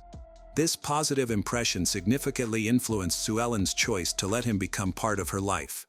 Their relationship reportedly started about 4 months before the incidents in question. The investigators found evidence that Benedito had full access to her home, often used her keys. This indicates that their relationship might have been more serious, long-lasting than it seemed at first. Benedito quickly became a regular part of Suelen's home life. He started visiting unexpectedly, moved around the house confidently, and appeared to integrate himself into their daily routines. To outsiders, it seemed he genuinely cared and was making an effort to be involved with the family. He was calm, rarely raised his voice, and had a knack for making others feel comfortable. Benedito was older, had a stable job, projected an image of responsibility, maturity. Sue Ellen did not seem to notice anything alarming. She saw him as a source of support. Inside the house, the atmosphere was tense. Heloisa's grandmother, who lived with them, felt uneasy about Benedito's frequent visits. It wasn't that she disliked him, rather, she found his overly polite and gentle demeanor insincere. Heloisa herself felt uncomfortable during their first interactions. Although she didn't confront him or create conflict, she made a point to avoid engaging with him. She confided in a close friend, expressing that Benedito made her uneasy, even though she couldn't pinpoint exactly why. She was troubled by his gaze, his speech, and particularly the way he posed in photos. What concerned her the most were his social media posts, where he used hand gestures that reminded her of criminal symbols. She told her friend frankly that he appeared to have a shady background. Despite this, she chose not to share her concerns with her mother, possibly fearing she would be misunderstood. Heloisa's friend noted that Sue Ellen seemed either unaware of Heloisa's change in behavior or didn't consider it important. No one in the household questioned Benedito's past, his acquaintances, or his previous relationships. His behavior never raised any alarms. A seemingly decent person had gained Sue Ellen's trust without arousing suspicion. On Tuesday, April 22, 2025, at around 3 p.m., it was a typical weekday in Cuiabá. Sue Ellen and her mother were at work, leaving Heloisa home alone. She wasn't expecting any visitors, everything seemed calm. At that time, Benedito arrived at Sue Ellen's house in a government-issued Fiat Toro, which he used for his job at the Secretariat of Science and Technology. He had 3 teenagers with him, his son Gustavo and 2 others, aged 16 and 17. They had been instructed earlier and stayed hidden in the vehicle to avoid attracting attention from neighbors or security cameras. Their plan was to wait until there were no adults in the house. Benedito parked the car in the garage and entered the house alone. Surveillance footage showed that he was inside for about 15 minutes. He then returned to the car and left. The cameras did not capture anything unusual. He seemed calm. Neighbors did not report hearing any noise or seeing any signs of trouble. However, during that brief time, Benedito had let the 3 teenagers into the house. One of the confessions revealed that the group waited until Benedito left the property before executing their plan. Heloisa was inside the house alone when she saw strangers and became terrified. In her panic, she tried to escape to another room, but one of the intruders caught her. She was in shock, unable to scream or fight back. They tied her legs. Tragically, her life was taken in a room using a USB cable. At the time of the crime, Benedito was not in the house. He had reportedly left to take a work-related call. However, testimonies indicated he was aware of what was happening. Heloisa lost consciousness on the floor due to difficulty breathing. One of the attackers checked for her pulse and breathing but reported she was unresponsive. They then used ropes and bed sheets to move her body, wrapping it up, dragging it into another room to hide it temporarily. They ransacked the house to make it look like a burglary. Their next plan was to attack on Sue Ellen. By 6 p.m., Sue Ellen came home with a female relative who was holding an infant. Security cameras captured their arrival. Everything seemed normal outside, but inside, the assailants were preparing to strike. Although the lights were off, the air conditioning was running, raising Sue Ellen's suspicions. She called out for Heloisa but received no answer. As they entered the house, the 3 teenagers attacked Sue Ellen, overpowering her, hitting her, tying her up, and dragging her further inside. The woman with the infant was not harmed. She was instructed to sit quietly against the wall with the baby, not to interfere, while the attackers showed no aggression towards them. Sue Ellen was initially confused about the situation. She had been tied up, physically harmed, and locked away in one of the rooms. She thought a robbery was happening, suspected that her daughter might be tied up somewhere else in the house. The intruders did not provide any explanations, nor did they show their faces or give their names. However, at one point, Suellen recognized one of the voices as belonging to Gustavo, Benedito's son. This realization made her understand that the attack was not random. While keeping Suellen isolated, the intruders began to steal valuables from the house. They quickly loaded a TV, electronics, important documents, and the sheet covering Heloisa's body into Hyundai HB20. They used Suellen's own car to transport the stolen items. Once they finished loading everything, the group left the house. Neither neighbors nor passers-by noticed anything out of the ordinary. Suellen remained inside, still tied up and injured, unaware of the full extent of what had occurred. She believed that Heloisa had been taken away from her. No one had informed her of the truth. The crime was disguised as a robbery with an abduction. The scene was chaotic. Cabinets were forced open, the lights were off, and there was a mess everywhere. It resembled a typical break-in, but it had actually been meticulously planned. The perpetrators wanted it to look like a regular home invasion. Suellen had no idea that the worst had already happened. Soon after the others left, Benedito returned to the house. He didn't go in immediately. Instead, he waited outside until he was certain everything was finished. Once inside, he found Suellen bound and visibly shaken. She told him that a group of young men had broken in, attacked her, stolen items, and taken Heloisa with them. Benedito's reaction was exaggerated. He pretended to be surprised, anxious. He was merely acting as if it were the first time he heard the news. Benedito was the one who suggested taking Suellen to the nearest urgent care clinic. He posted on social media with a photo of Heloisa, making an emotional appeal for assistance, stating that she was missing and he needed everyone's support. His actions were carefully planned to portray him as a distressed, worried stepfather seeking help. When they arrived at the hospital, Suellen was brought in a wheelchair.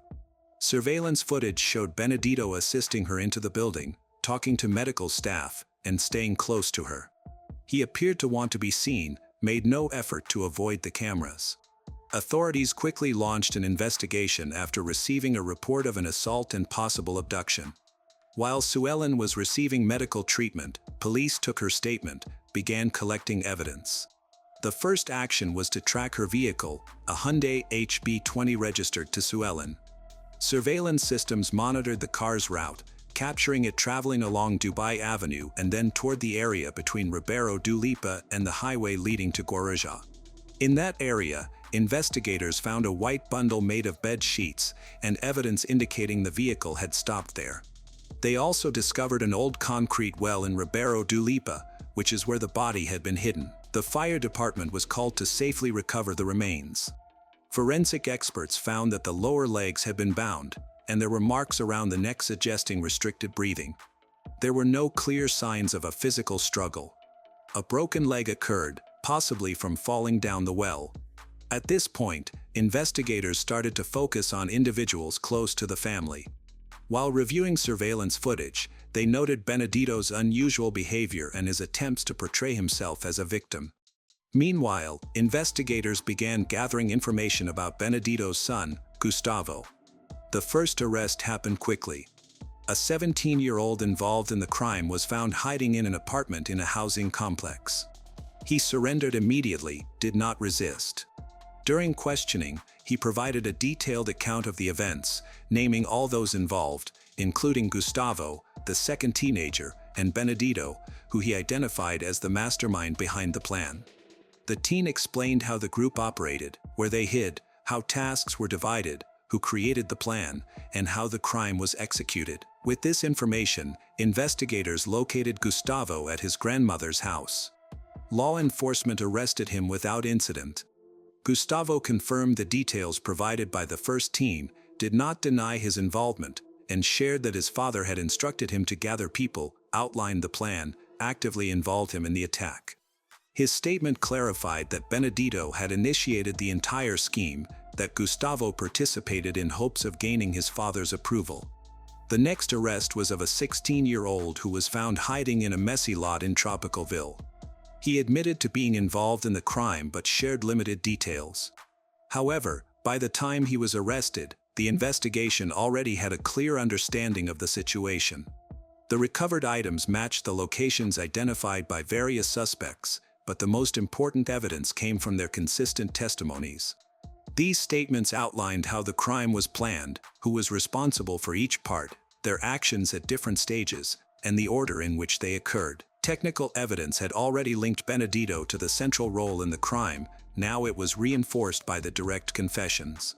Once all the individuals involved in the case were in custody, Benedito was brought in for questioning. Initially, he denied any involvement, claiming he was unaware of the crime, he equally shocked by what had occurred. His statements contradicted the confessions of the others. The investigators decided to set up a confrontation. The first meeting was between Benedito and a 17-year-old. When asked to speak, the teenager did not hesitate. He clearly stated that Benedito had given the instructions, taken them to the house, and left them to execute the plan. He identified Benedito as the mastermind, explained how he received specific directives. In his defense, Benedito labeled the teenager a liar, emotionally unstable. Benedito asserted that he would never allow harm to come to Eloisa and claimed he hardly knew the teenagers his son associated with. Things changed when Gustavo entered the room. He clearly stated that he had followed his father's commands. Investigators observed that this was when Benedito's story started to shift. He became vague, deflected blame, and avoided giving specifics. Later, Benedito provided a different account, saying that Suellen had allegedly informed him that her daughter was exploring non-traditional personal identities and had supposedly asked him to remove any influence. He interpreted this as a prompt to take action. However, there was no evidence to support his claim. Eloisa's close friend told investigators that Eloisa had never shown romantic interest in anyone, shied away from personal topics, and had not pursued any relationships. Her family confirmed that she lived in a private world, showing no interest in intimacy or social connections. Benedito's attempt to blame Suellen was viewed as a clear strategy to evade responsibility. Investigators found no evidence that Suellen had any involvement in planning the crime. Benedito crafted a narrative to present himself as a victim, claiming he had misunderstood someone's words and hadn't given clear instructions. During psychological evaluations, investigators observed manipulative tendencies in his behavior. Benedito consistently influenced others while staying in the background, creating no direct links to his actions and controlling events from afar. Testimony from the teenagers made it clear that he was the key figure behind the actions, carefully avoiding direct involvement. He assigned roles, provided instructions, timed events, and maintained an external alibi. Additionally, it was revealed that in 2020, Benedito's biological brother was convicted of a violent crime against his ex-spouse. This attack occurred in broad daylight and resulted in fatal injuries. At the time, Benedito's brother was already subject to restraining orders but disregarded them. Although this was legally separate from Benedito's case, investigators noted a troubling history of aggressive behavior within the De Santana family. As the investigation progressed, Benedito's true nature came to light, revealing him as a manipulative and calculating individual. He not only got teenagers involved in a serious crime but also exploited his own son, believing Gustavo would stay silent. His behavior was cold and calculated, showing no remorse. Attempts to present an alternative story quickly fell apart.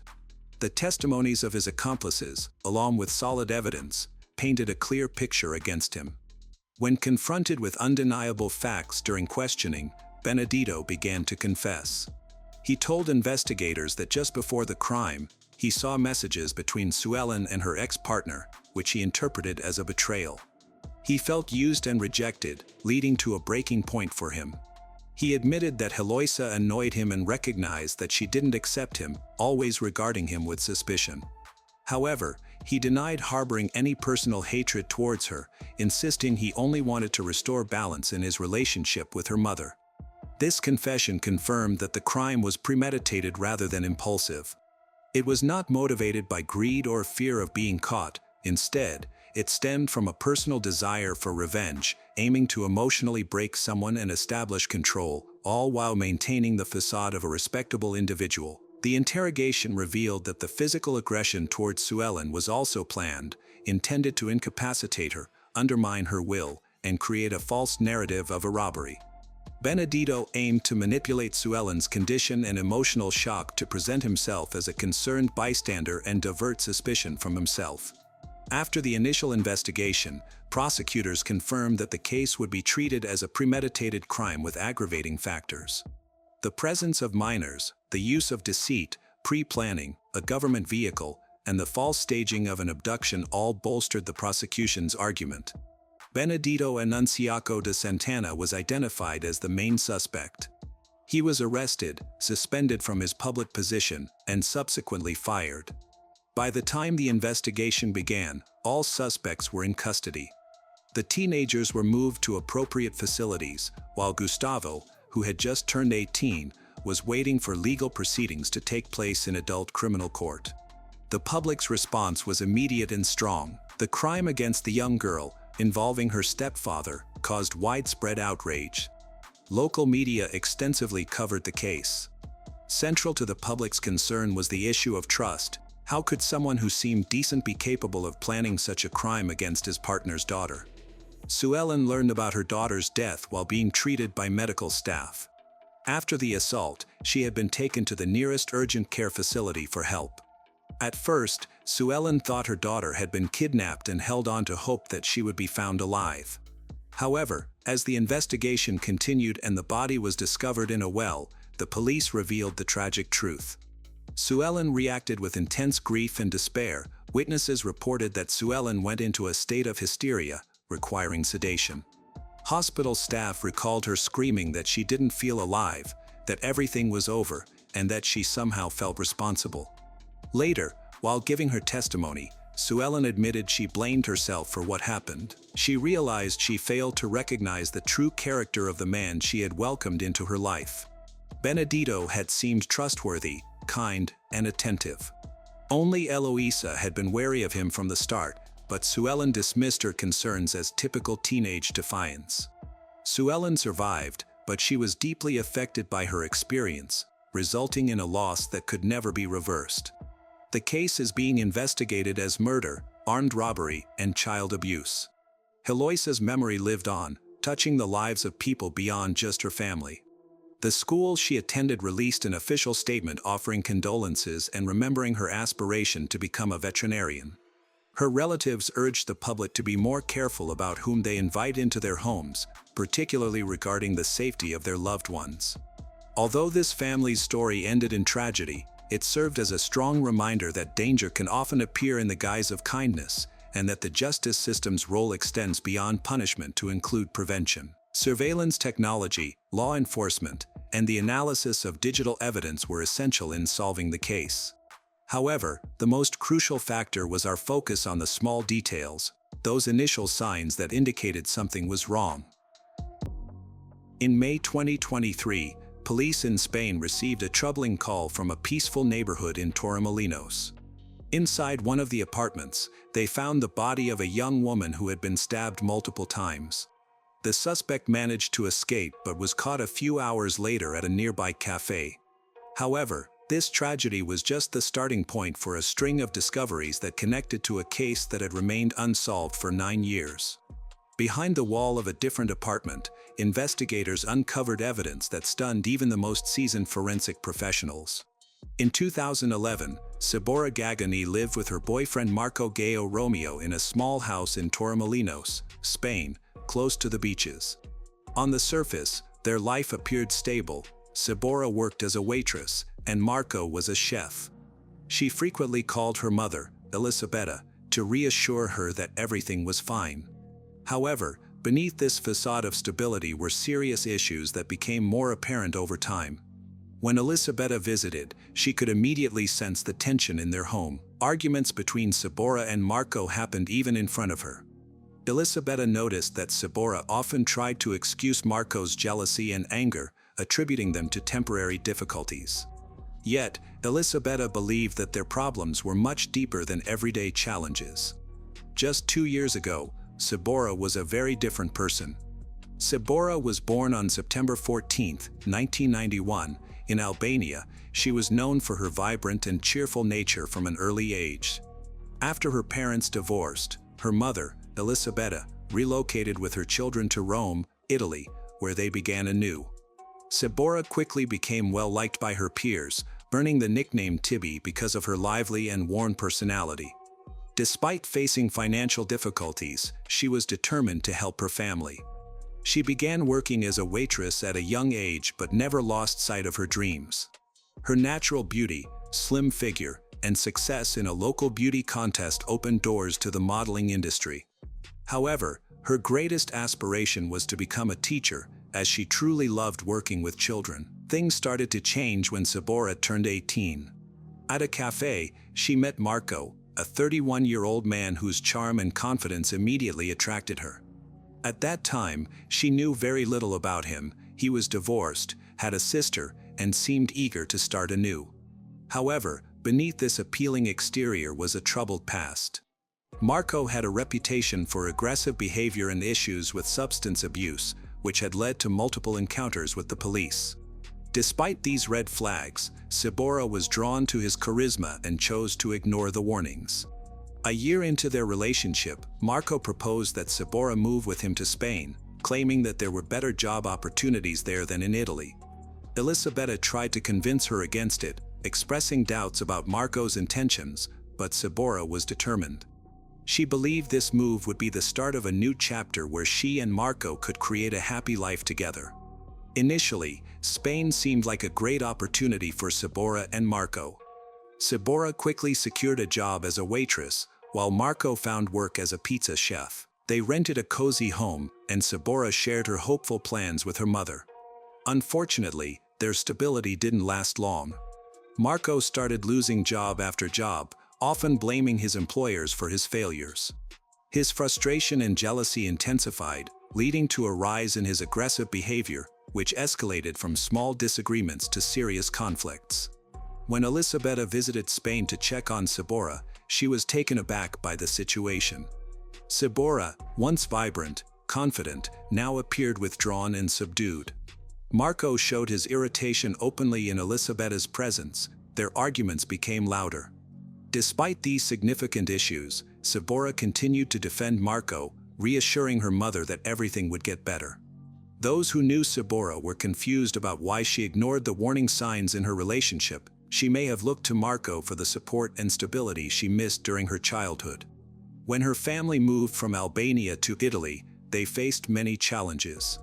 Elisabetta worked hard to create a better life for her children, but Sabora had to take on adult responsibilities at a young age. Her relationship with Marco seemed like a way to fill the emotional gap, but instead, it added more stress. Life in Spain was becoming increasingly difficult for Sabora as her youthful dreams faded away. In July 2014, Sabora Gagani vanished unexpectedly, leaving her family in despair. The last time she was heard from was through a text message to Marco, her ex-partner, on July 7th. After that, her phone was off, and her social media accounts were inactive, which was not typical for her. Earlier, Sabora had told her mother she had finally broken up with Marco, moved into a new apartment, and felt a sense of freedom. She compared it to a butterfly emerging from its cocoon. However, her abrupt silence worried everyone. The situation became even more puzzling when Marco showed up unexpectedly at Elisabetta's home in Italy. He tried to act like a concerned and remorseful man, claiming to care about what had happened. While having coffee, he told Elisabetta that he had no idea where Sabora might be. Marco explained that they had argued shortly before she vanished, and she had left without taking her belongings. However, he later changed his story, saying that a security guard at their apartment complex had seen Sabora leaving with 2 suitcases. These inconsistent statements raised more suspicions and increased worries. Elisabetta remembered that just a few days before, Sabora had decided to end her relationship with Marco for good after 3 years of attempts to fix things. Despite her efforts to distance herself from him, Marco remained persistently involved in her life. In early July, he unexpectedly called Elisabetta to ask if Sabora had returned to Italy. This question seemed strange to Elisabetta, especially considering Sabora's recent breakup and her repeated attempts to cut ties with Marco. Her mother recalled that, before, in 2013, Sabora had even gone back to her mother's home in Italy to leave everything behind, had realized that there was no future for her and Marco. However, Marco refused to let go. He traveled to Italy to see Sabora, begging her to give him another chance and promising to change, even proposing to her. Ultimately, exhausted by their turbulent relationship, Sabora succumbed to his promises. Unfortunately, the same cycle of jealousy, control, and aggressive behavior soon returned, disrupting her peace once again. At one point, Sabora told her mother that if she ever left Marco for good, she might have to disappear completely because she feared he wouldn't let her go.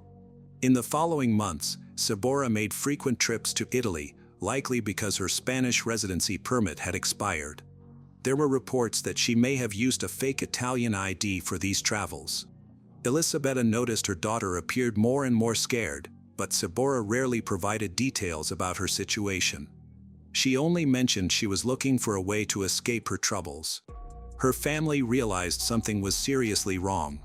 Sabora would never cut off contact with them, especially with her mother and brothers. Now, all they could do was wait and hope that Sabora had chosen to go into hiding to escape Marco's grip.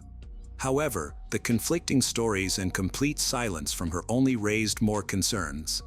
By 2015, the investigation into Sabora's disappearance had not made significant progress, despite the efforts of her family and law enforcement.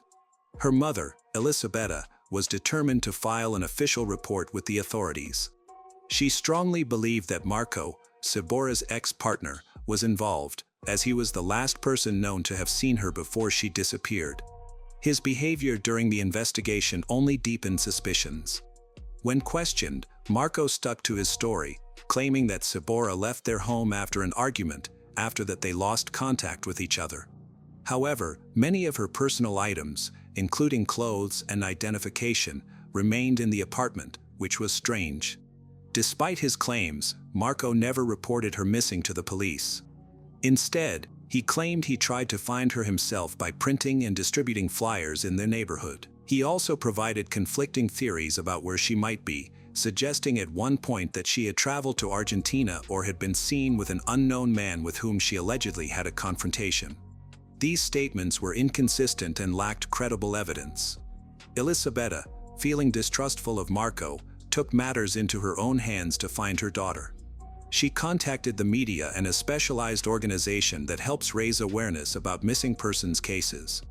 As a result, photos of Sabora and requests for information started appearing in both Italian and Spanish news outlets. However, these efforts did not lead to any new information. While Sabora's family continued to search for answers, Marco seemed to be living a fairly normal life. He changed his appearance by shaving his head and growing a beard, likely to avoid drawing attention. During this period, he entered into 2 new relationships, both of which ended due to the women complaining about his aggressive behavior. Nevertheless, Marco stayed in Spain, frequently going to the gym and joining a shooting club, which concerned those who knew his background. Sabora's family refused to lose hope. Elisabetta continually urged the police to step up their investigation. As a response, law enforcement began reviewing the case files to identify any overlooked details.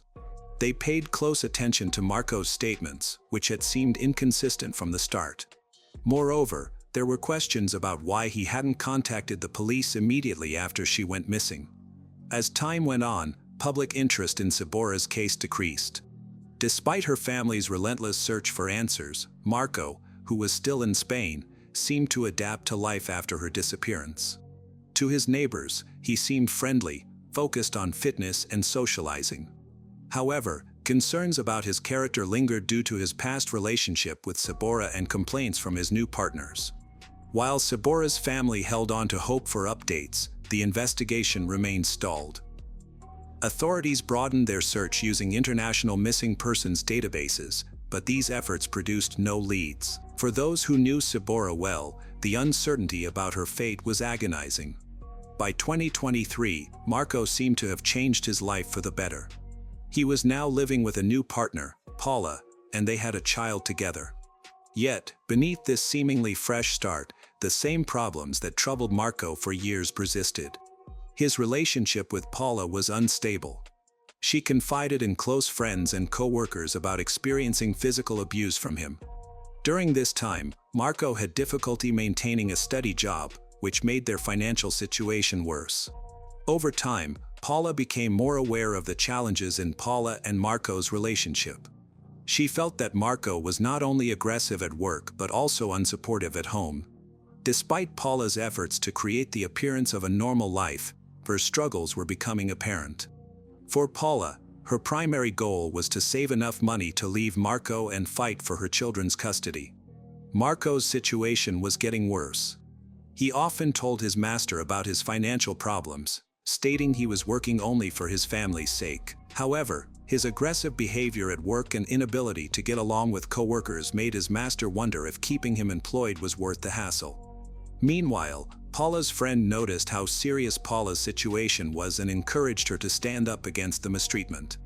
Despite this, Paula was too afraid to take any confrontational action. She confided in her friend that Marco had hit her 4 times and kicked her, but she minimized the seriousness of these incidents. This indicated that Paula needed immediate help.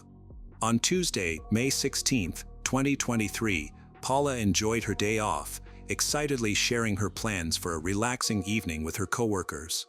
However, the next day, May 17th, took a tragic turn. Around 11:30 a.m., loud shouting came from the apartment that Paula shared with Marco. Although arguments were common between them, this time it sounded much more severe. Paula's voice was clearly heard, calling for help. Victor, Marco's landlord and boss, could hear a loud disturbance coming from her apartment. Worried, he hurried over with a co-worker from the restaurant. When they arrived at the door, they began knocking and shouting to find out what was going on inside. They heard soft sobbing, which then stopped abruptly.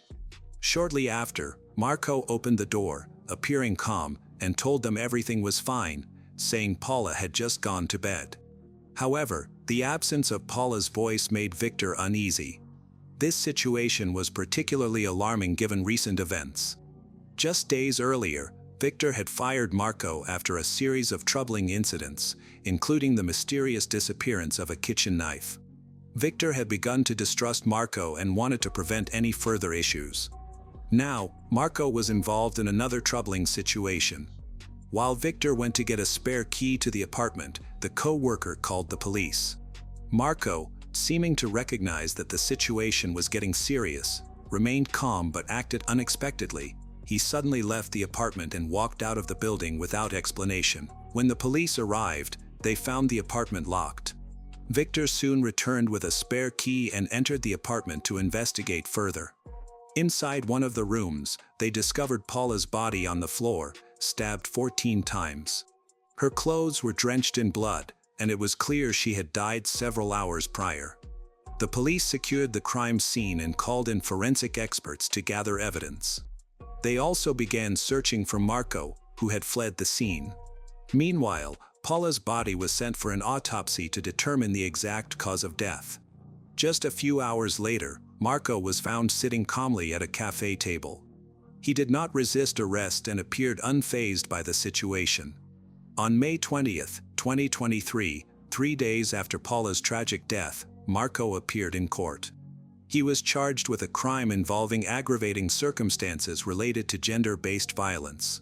The court ordered a psychiatric evaluation and substance testing. Marco was denied bail and remained in custody during the hearing. He chose to stay silent, only speaking to respond to his lawyer's questions. There was no mention of Sabora Gagani. However, just a few days after his arrest, Sabora's case gained attention again. Marco then made a surprising confession while being interrogated at the police station. He stated that during an argument in 2014, he had killed Sabora and hidden her body in the apartment they shared. Despite his confession, law enforcement decided to focus on the investigation into Paula's death first and postponed verifying Marco's claims about Sabora. Elisabetta, Sabora's mother, was devastated by the news of Marco's arrest and his admission about her daughter. For 9 years, she had advocated for a reopening of the investigation, convinced of Marco's involvement in Sabora's disappearance. Marco's confession led to the official reopening of Sabora's case, prompting investigators to validate his statements, starting with a look into the apartment where he and Sabora had lived in 2014.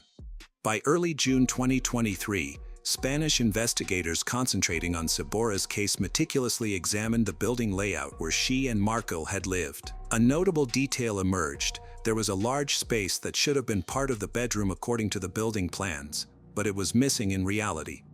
After receiving permission, investigators entered the apartment on June 6 and broke through the wall. They found a large wooden box filled with lime. Inside the box, police discovered important evidence: a plastic bag containing a knife with dried blood and personal items believed to belong to Sabora. Among these items was a wilted bouquet of flowers on top. The box also contained several plastic bags, one of which had a camping sleeping bag that held human remains. These remains were sent for forensic analysis to identify the person and determine the cause of death. To confirm the identity, Spanish authorities requested DNA samples from Sabora's family in Italy. On June 10, police visited the home of Sabora Gagani's mother, Elisabetta, to collect a saliva sample. The DNA results confirmed that the recovered remains belonged to Sabora. In the week that followed, new information about Marco's actions came to light. During interrogations in Spain, he claimed to have tried to dispose of the body using acid, but this claim could not be verified. Investigators observed that Marco often changed his statements. For Elisabetta, the confirmation of her daughter's remains was heartbreaking. After 9 years of uncertainty, she felt her hope had been taken away, although she had never stopped seeking answers about what happened to her daughter. Over the years, her life had changed significantly. Sabora's father passed away from illness without ever discovering the truth about his daughter. Although her efforts ultimately led to answers, they also brought a bittersweet feeling of closure. Forensic experts are continuing to analyze the evidence collected from the location where Sabora's remains were discovered. A knife found in a plastic bag has been sent for testing to check for biological traces that might connect it to Marco. At the same time, Spanish investigators are working with their Italian colleagues to gather additional materials related to Sabora's disappearance. Although there is evidence against him and he initially confessed to being involved in Sabora's death, including disclosing where her remains were located, he later took back his confession. Marco's lawyer claims that his statements were made under pressure and should not be accepted as evidence in court. Nevertheless, investigators argue that the items found in a hidden box, including Sabora's personal belongings, give them solid grounds for pursuing further charges. The investigation into Paula's death is still active, with Marco as the main suspect. In January 2024, several months after the discovery of Sabora's remains, her family was finally able to hold a burial after all forensic examinations were completed. Her remains were returned to her loved ones in Italy, where friends and family gathered to say their final goodbyes. As a tribute, they released balloons into the sky, each carrying heartfelt messages of hope and farewell. Meanwhile, significant attention was on the ongoing legal case against Marco, who was facing charges related to Paula's death. During a hearing on January 30, 2024, Marco presented a handwritten 17-page letter admitting his responsibility for Paula's death, but he included many conditions. He stated that the conflict stemmed from ongoing arguments about shared debts and her infidelity. Marco claimed that he used excessive force in self-defense during the altercation, which led to the tragedy. Marco admitted certain things about Paula, but he was unwilling to give detailed information about Sabora's case. He confirmed that he wrapped her body in plastic, placed it in a wooden box, covered it with flowers, added lime, and sealed it in a wall. However, he insisted that he was not responsible for her death, claiming that his actions were driven by fear of the situation. During the trial, Marco changed his story about how Sabora died, providing a completely different account. He claimed that the Albanian mafia, which he said he was involved with due to debts, was the one who killed her. According to Marco, he had borrowed €25,000 to start a brothel, but the money was stolen. When he couldn't repay the debt, he said 4 men came to his house, and during an argument, one of them killed Sabora. Marco stated that he was then threatened with his own life and forced to dispose of her body to avoid more trouble. This version of events raised serious concerns among investigators because Marco had changed his statements multiple times during the investigation. It became clear that he had lied to mislead authorities. There was no evidence to support his claims of mafia involvement. An autopsy revealed that Sabora had died from multiple stab wounds, indicating a violent crime. Sabora's family finally learned the truth about her fake years after she was reported missing. Her mother, Elisabetta, shared that she had spent the last 9 years hoping for answers. By May 2024, the trial for Paula's case was in progress, and the court moved forward with a jury trial to address charges of domestic violence and homicide. Meanwhile, Sabora's case had been reopened but had not yet gone to trial, as investigators continued to examine Marco's claims. Further court proceedings were expected. The experiences of Sabora Gagani and Paula illustrate the harmful effects of relationships characterized by manipulation and abuse. Sabora had aspirations for a promising future, while Paula was working to regain control of her life. Both women were negatively impacted by the same individual. Their stories remind us of the crucial need to identify the early signs of abusive behavior and take action to prevent further harm. A 911 call reported a woman lying at the bottom of a staircase outside an apartment complex. Initially, it appeared to be a terrible accident. Perhaps she had tripped and fallen. Her keys and wallet were around her. Nothing seemed to be stolen, including her money. However, something felt off about the situation. When first responders arrived, they quickly determined that this was more than a simple fall. As detectives investigated further, they discovered evidence that transformed this case from an accident into a murder investigation. What truly happened to Danita Smith, and who wanted her dead? Danita Smith was born on November 20, 1981, in New Bern, North Carolina. She was cherished by her parents, Calvin Lee Smith and Sharon Elaine Cook, along with her 3 siblings. Danita was naturally vibrant and full of life, making her presence impossible to overlook. Friends and family often remarked that she had the unique ability to brighten any room, thanks to her warmth, kindness, and infectious smile. Her happiness shone through in every photo, reflecting her joyful spirit. In school, Danita was a dedicated and hardworking student, earning the praise of her teachers. Her commitment led her to graduate high school with honors. She then attended North Carolina Central University, starting her studies in English. During her college years, Danita discovered a passion for photojournalism. She became captivated by the power of visual storytelling and how a single photograph could evoke strong emotions. With her usual determination, she pursued this new interest and quickly gained a reputation for her outstanding photography skills. In her personal life, Danita was happy with her fiancé, Jameer Stroud, a young police officer from Greensboro, North Carolina.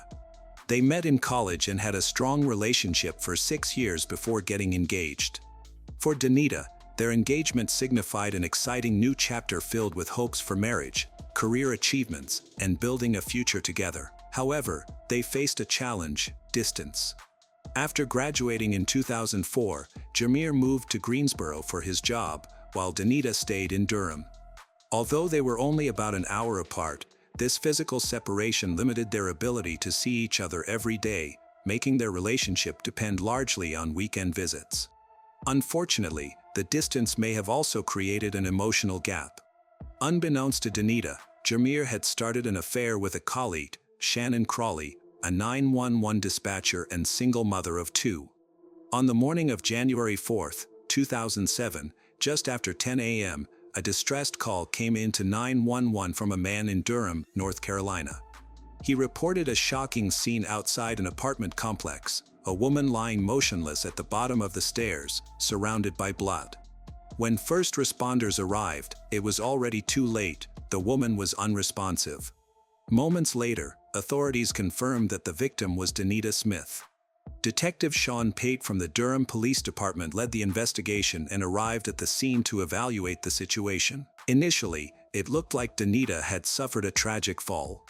Her personal items, keys, wallet, were scattered around her, suggesting she might have lost her balance. There were no surveillance cameras to provide clarity, but as authorities examined Danita's body more closely, it became evident that she hadn't simply fallen, she had been murdered. A gunshot wound to the head was discovered, and her body's position had initially hidden the wound, leading others to mistakenly believe she had just fallen down the stairs. As officers reviewed her belongings, they found something odd. Her wallet still had a large amount of cash in it. If a robbery had occurred, it was unlikely the thief would have left the money behind. So what was the motive for the murder? After this shocking revelation, law enforcement quickly began searching the area for witnesses. The apartment complex, which mainly housed students, was usually busy, but fewer residents were there due to the holiday season. Nevertheless, officers found a few people who had noticed something unusual. The most significant statement came from the maintenance director of the complex. He reported seeing a woman leave the scene around the time of the incident. She was described as a tall black woman, driving a burgundy Ford Explorer. This important detail raised immediate concerns. Could this woman be linked to Danita's murder? The maintenance director had not only seen the woman but had also spoken to her. After hearing a gunshot, he noticed that she looked visibly shaken. When he asked if she had heard the shot, she confirmed that she had and appeared very upset. He proposed that they meet at another location to report the incident to the police together, but instead, she left the scene.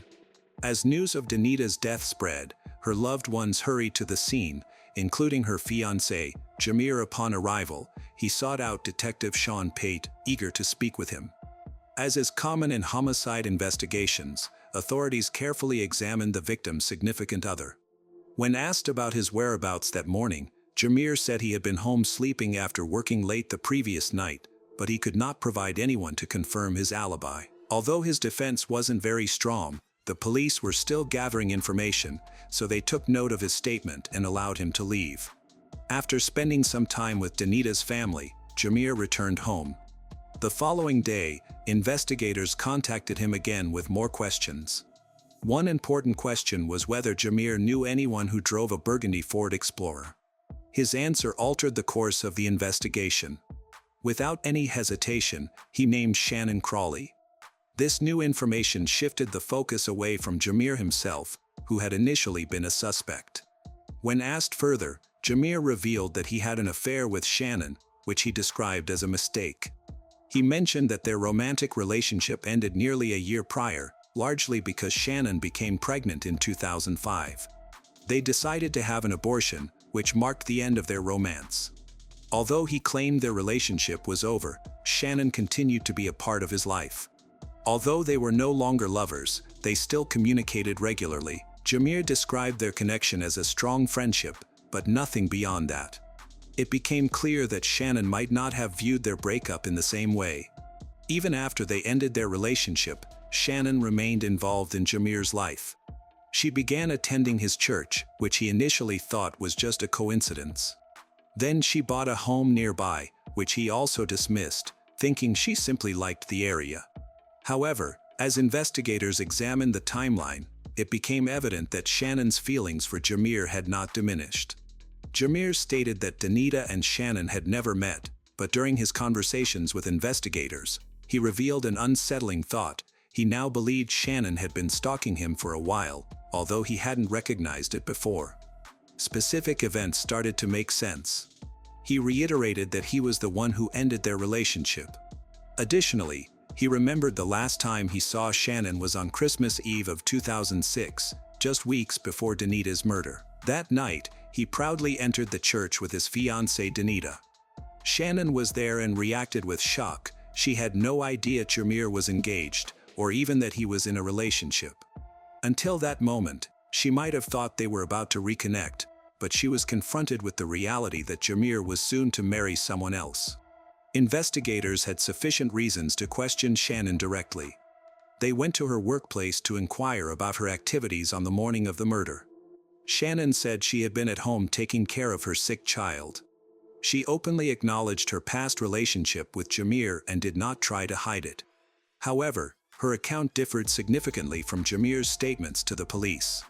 Shannon claimed their relationship ended because she did not want children, while Jay said it ended after she became pregnant and had an abortion. When asked if she knew Danita, Shannon said she had never met her, believing Danita was Jamir's ex-girlfriend. This answer raised suspicions, suggesting that Jameer had kept his two relationships completely separate, making Shannon believe she was the only woman in his life. A key question arose: did Shannon own a firearm? She replied no, but investigators soon found out she was not telling the truth. A coworker of hers, Ronald Simpson, came forward with information that Shannon had bought a revolver from him in October 2006. This was significant because the gun matched the caliber used in Danita's murder. Not only did Shannon lie about owning a firearm, but she had also purchased it just months before Danita was killed. Detectives reviewed the phone records of both Shannon and Jameer. Jameer's records showed that his phone was at home during the time of the murder, supporting his alibi. While this did not completely exonerate him, since someone else could have used his phone, it was a positive indication for him. In contrast, Shannon's phone records revealed a different situation. Even though she claimed to have been at home all morning, cell tower data placed her in Durham, about 60 miles from her stated location, around the time of the murder, which brought her closer to the crime scene. When confronted about this evidence, Shannon maintained that she hadn't been in Durham that day, but the facts were not in her favor. The police then seized Shannon's burgundy Ford Explorer for forensic testing, specifically looking for gunshot residue. The analysis showed clear evidence of gunshot residue on the steering wheel, indicating that Shannon likely fired a weapon before or after driving the vehicle. This strongly suggested her involvement in the shooting incident. One last crucial detail was the testimony of the maintenance worker who talked to the woman running away from the scene. While there was no official record of a police lineup, the worker consistently described the suspect as a tall black woman, driving a burgundy Ford Explorer. This description matched Shannon Crawley perfectly. On January 9, 2007, Shannon was arrested and charged with the murder of Danita Smith. Despite the serious charges, she was released soon after on a $100,000 bond, likely because she had no prior criminal record. Additionally, her role as a 911 dispatcher and the sole caretaker of her two young children likely influenced the court's decision to grant her bail. However, instead of waiting for her trial, Shannon and her attorney took an unexpected step in May 2007. They voluntarily went to the Durham Police Department to offer a new account of events, significantly changing the story. Shannon claimed that her ex-boyfriend, Jameer, had been stalking her after their breakup. She stated that he frequently called her, showed up at her workplace without warning, made her feel unsafe. According to Shannon, a worried coworker even offered her a gun for protection, knowing that Jameer, being a police officer, owned a firearm. She acknowledged that she took the gun but later regretted it and disposed of it shortly after. Shannon made a shocking revelation to the police. She stated that on the morning Danita was murdered, Jameer forced her at gunpoint into her own car. She alleged that he made her drive to an unfamiliar apartment complex, which was Danita's home. After taking her phone and keys, he exited the vehicle. She described sitting in the car for a long time, confused about what was happening, until she suddenly heard shouting.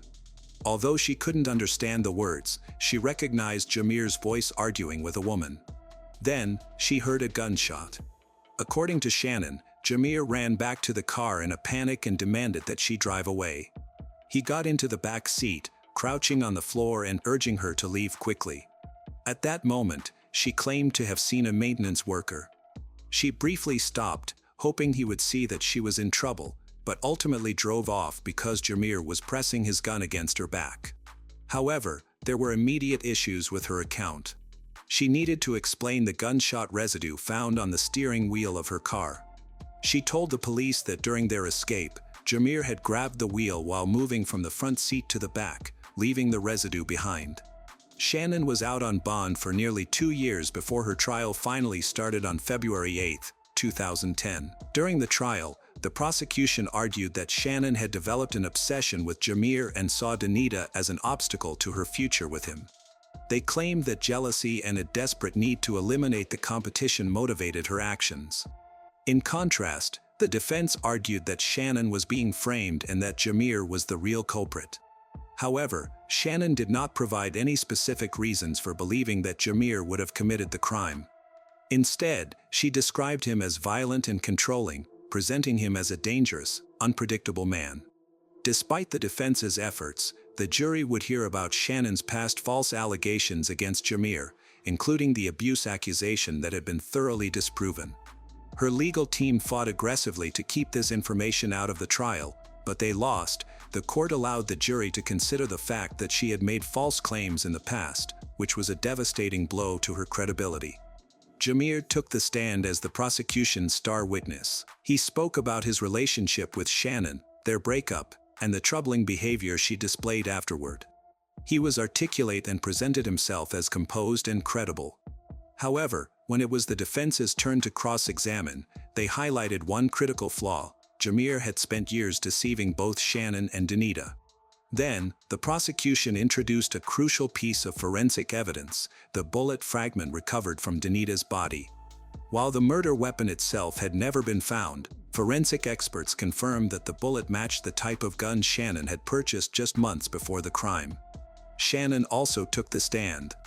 She repeated the same story she had told the police, insisting that Danita had forced her to accompany him to Danita's apartment, that she had no idea what was happening, and that she was merely an unwilling participant. She delivered her testimony with confidence, never wavering under questioning for a moment. It seemed like she was holding her own. Then the prosecution revealed what would be her undoing: tape recordings. Shannon had secretly recorded conversations with Jameer after Danita's murder, supposedly in an effort to get him to confess. These tapes had been provided to her defense team, but they had chosen not to use them. That alone was suspicious.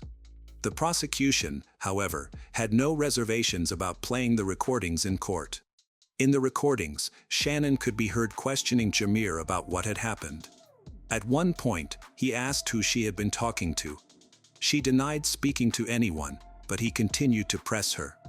Then he issued what seemed to be a chilling threat, warning that if she kept talking, he would find her.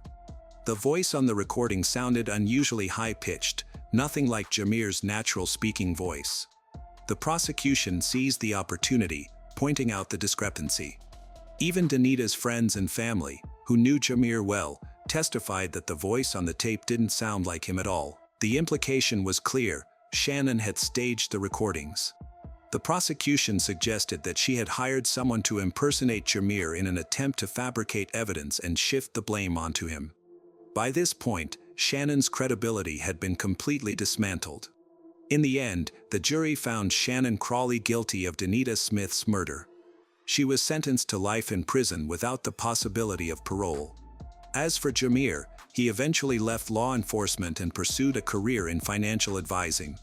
He moved on with his life, getting married and starting a family. Yet, in the end, no outcome could undo the tragic loss of Danita Smith.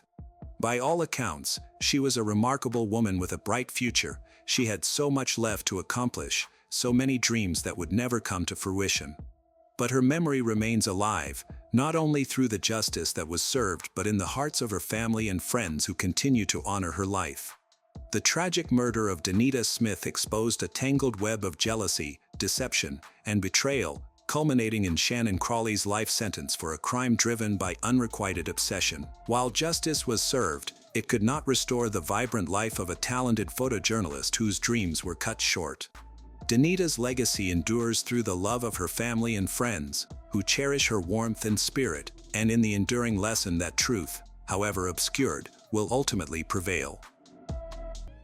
On October 19, 2021, a cool autumn day in Wood Street, Kettering, a peaceful market town in Northamptonshire. Wood Street, with its simple homes and ghost houses, was alive with the usual sounds of everyday life: neighbors chatting, cars passing by, children returning home from school. But just after noon, that tranquility was shattered. Marta Kmieleka, a 31-year-old woman whose life was cut short, leaving her community in turmoil and her family forever altered. Northamptonshire police received a call expressing concern for a person's welfare at a residence on Wood Street. A family member had not heard from their loved one for several days and sensed that something was wrong. Officers arrived expecting to conduct a routine welfare check. They forced their way into a rented room and discovered a scene that initiated one of the town's most disturbing crime investigations. Marta was dead. The small, cluttered room was filled with secrets that would take months to uncover. What happened here? The police cordoned off the street, and neighbors watched in shock as forensic teams arrived. Residents from nearby told reporters they had never witnessed anything like this in Kettering. A neighbor expressed his disbelief. Wood Street was meant to be a safe place where nothing significant ever occurred. To reconstruct the timeline of Marta's last hours, investigators analyzed surveillance footage, which became a key piece of evidence. Detectives focused on a crucial time, the night of October 15th, just 4 days before Marta's body was discovered. So, who was she? Marta was a lively, kind, and independent woman who greatly impacted those around her. Marta grew up in Bydgoszcz, a vibrant city in northern Poland known for its charming riverside and close-knit communities. Her family considered her full of life, always smiling, and eager to help. Marta had a special ability to make people feel valued, whether she was assisting a neighbor with groceries or enjoying long conversations with friends over coffee. Her brother and sister-in-law, who later spoke at her inquest, described her as the glue of their family, someone who was always ready to help without needing to be asked. In Poland, Marta had a strong relationship with her parents, especially her father. Friends referred to her as a daddy's girl, not because she was spoiled, but because of the close and unwavering bond they had. She would call her father just to share her day. He listened with pride as he watched her grow into a confident woman. Marta also loved her brother's children and took her aunt duty seriously. She would spoil them with small gifts, play with them, or simply listen to their stories. Her family said she had a natural warmth that made everyone feel valued. At around 25 years old, Marta met Paweł Kmielewski, who was a few years her senior. Paweł was charming, confident, and had a passion for cars, particularly BMWs, which he loved to showcase. Paweł was drawn to her lively personality. Their friends noted that they seemed like an ideal couple. Marta's outgoing nature balanced Paweł's more reserved demeanor. They bonded over common interests like music, weekend trips, and dreams of a life outside of Poland. For Marta, who was always eager to explore and ambitious, Paweł appeared to be a partner who shared her aspirations for new adventures. Their relationship progressed quickly. After dating for a couple of years, they were ready to move forward. On July 29, 2016, Marta and Paweł married in a small, joyful ceremony in Bydgoszcz. The day was filled with family, laughter, and Polish traditions. Marta's family, especially her father, was delighted to see her so happy. The couple settled into their married life by renting an apartment in Bydgoszcz. For a while, it seemed like the life Marta had dreamed of, stable, loving, and aimed at a bright future. Marta and Paweł had ambitious goals. They sought more than what Bydgoszcz could provide. They wanted opportunities for personal growth, better earnings, and a chance to immerse themselves in a new culture. In 2017, they decided to take a significant step. They moved to England. They chose Kettering, a small town in Northamptonshire, partly because Marta's brother and his family already lived there. This move was a big leap for them. They packed their belongings, said farewells to their families, and arrived in the UK with optimism. Kettering, with its peaceful streets and supportive Polish community, felt like the perfect place for a fresh start. They rented a home together, explored their new surroundings, began building a new life.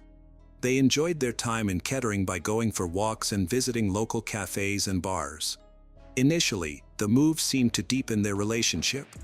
Marta embraced her new life in Kettering, finding a job and making friends, while Paweł also adapted to his work.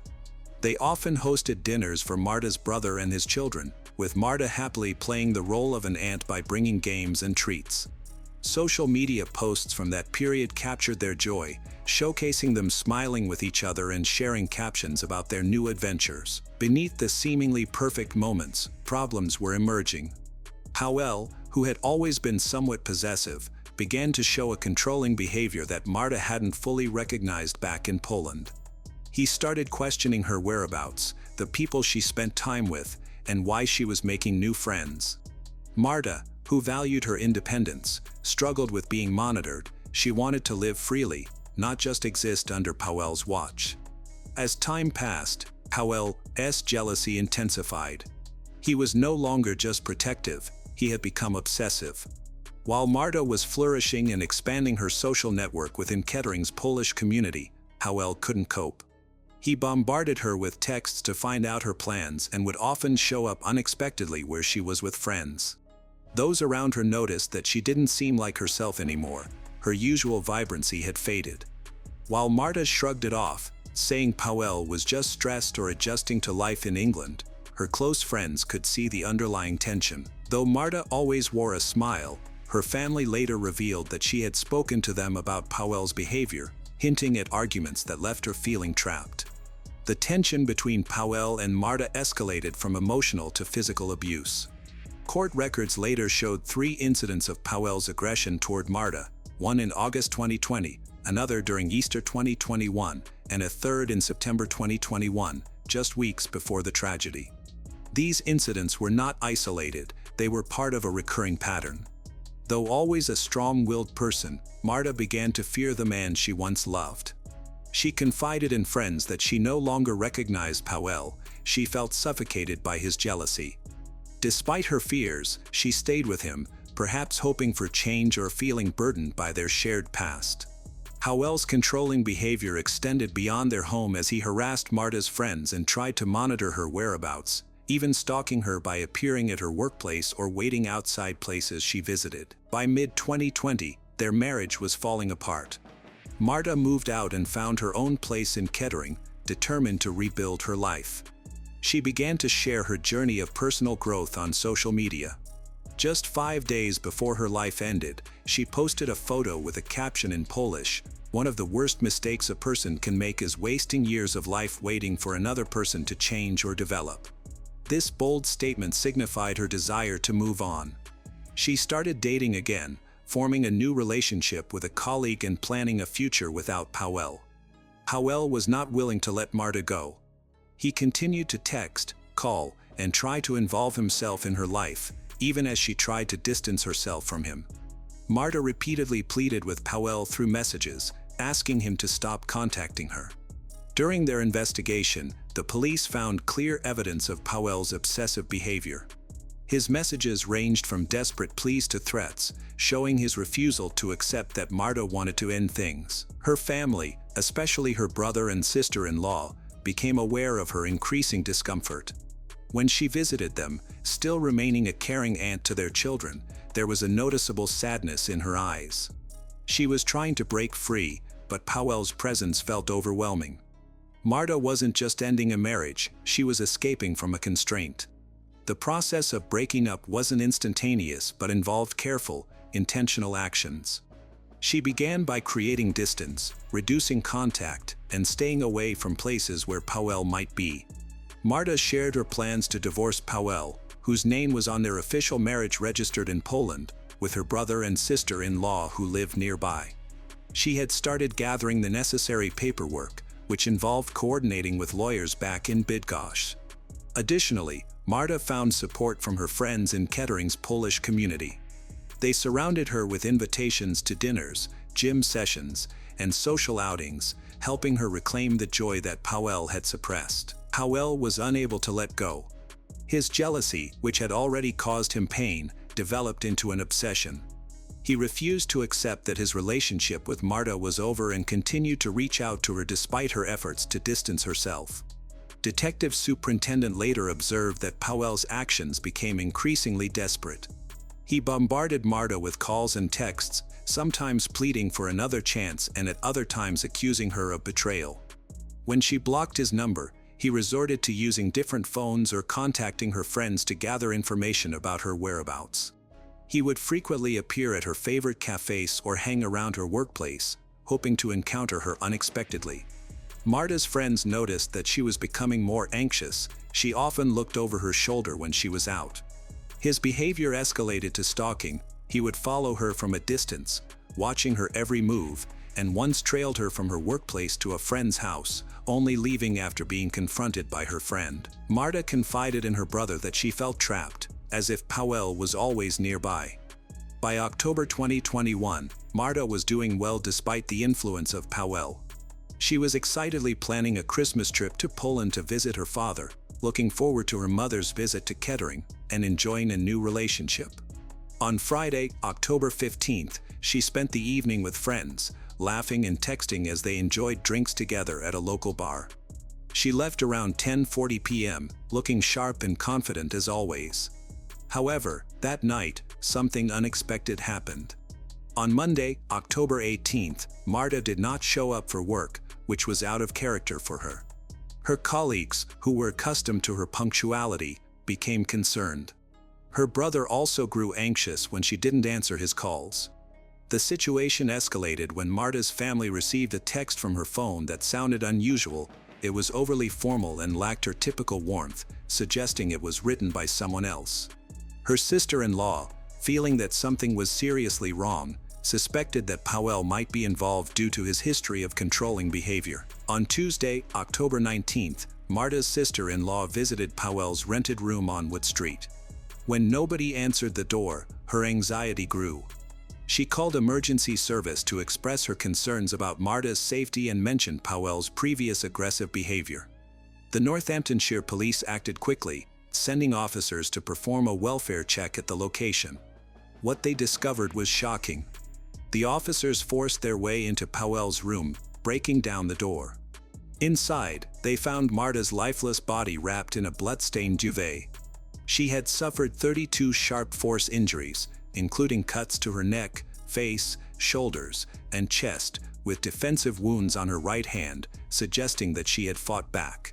Next to her was Powell, bleeding heavily from up to 9 self-inflicted wounds on his throat. The police immediately secured the area and called for paramedics. Marta was pronounced dead at the scene, her hopes for a new life shattered. Powell, still alive, was taken to the hospital. On October 21st, after confirming that his injuries were not life-threatening, Powell Kmielewski was arrested while in his hospital bed. The detective mentioned that Powell was uncooperative during the investigation. He also noted Powell's initial denial of any previous aggression towards Marta. When detectives interviewed Powell, he remained silent and did not provide any explanation for the events that took place in his room. They questioned him about Marta's final days, her unexplained absence from work, and a suspicious text message, but he revealed nothing, adding to the mystery. Questions arose. Why did Marta visit his room that night? Had Powell lured her there? What led to such a tragic outcome? Investigators established a timeline, revealing that Marta had not been seen since October 15th, and her body had likely been in Powell's room for nearly 4 days. During this time, Powell continued with his daily routine as if nothing had happened. A text sent from Marta's phone emerged as a significant clue, indicating that Powell may have attempted to conceal his involvement. Marta's family, particularly her brother and sister-in-law, were devastated. They had warned her to avoid Powell, but none could have anticipated the depths of his desperation.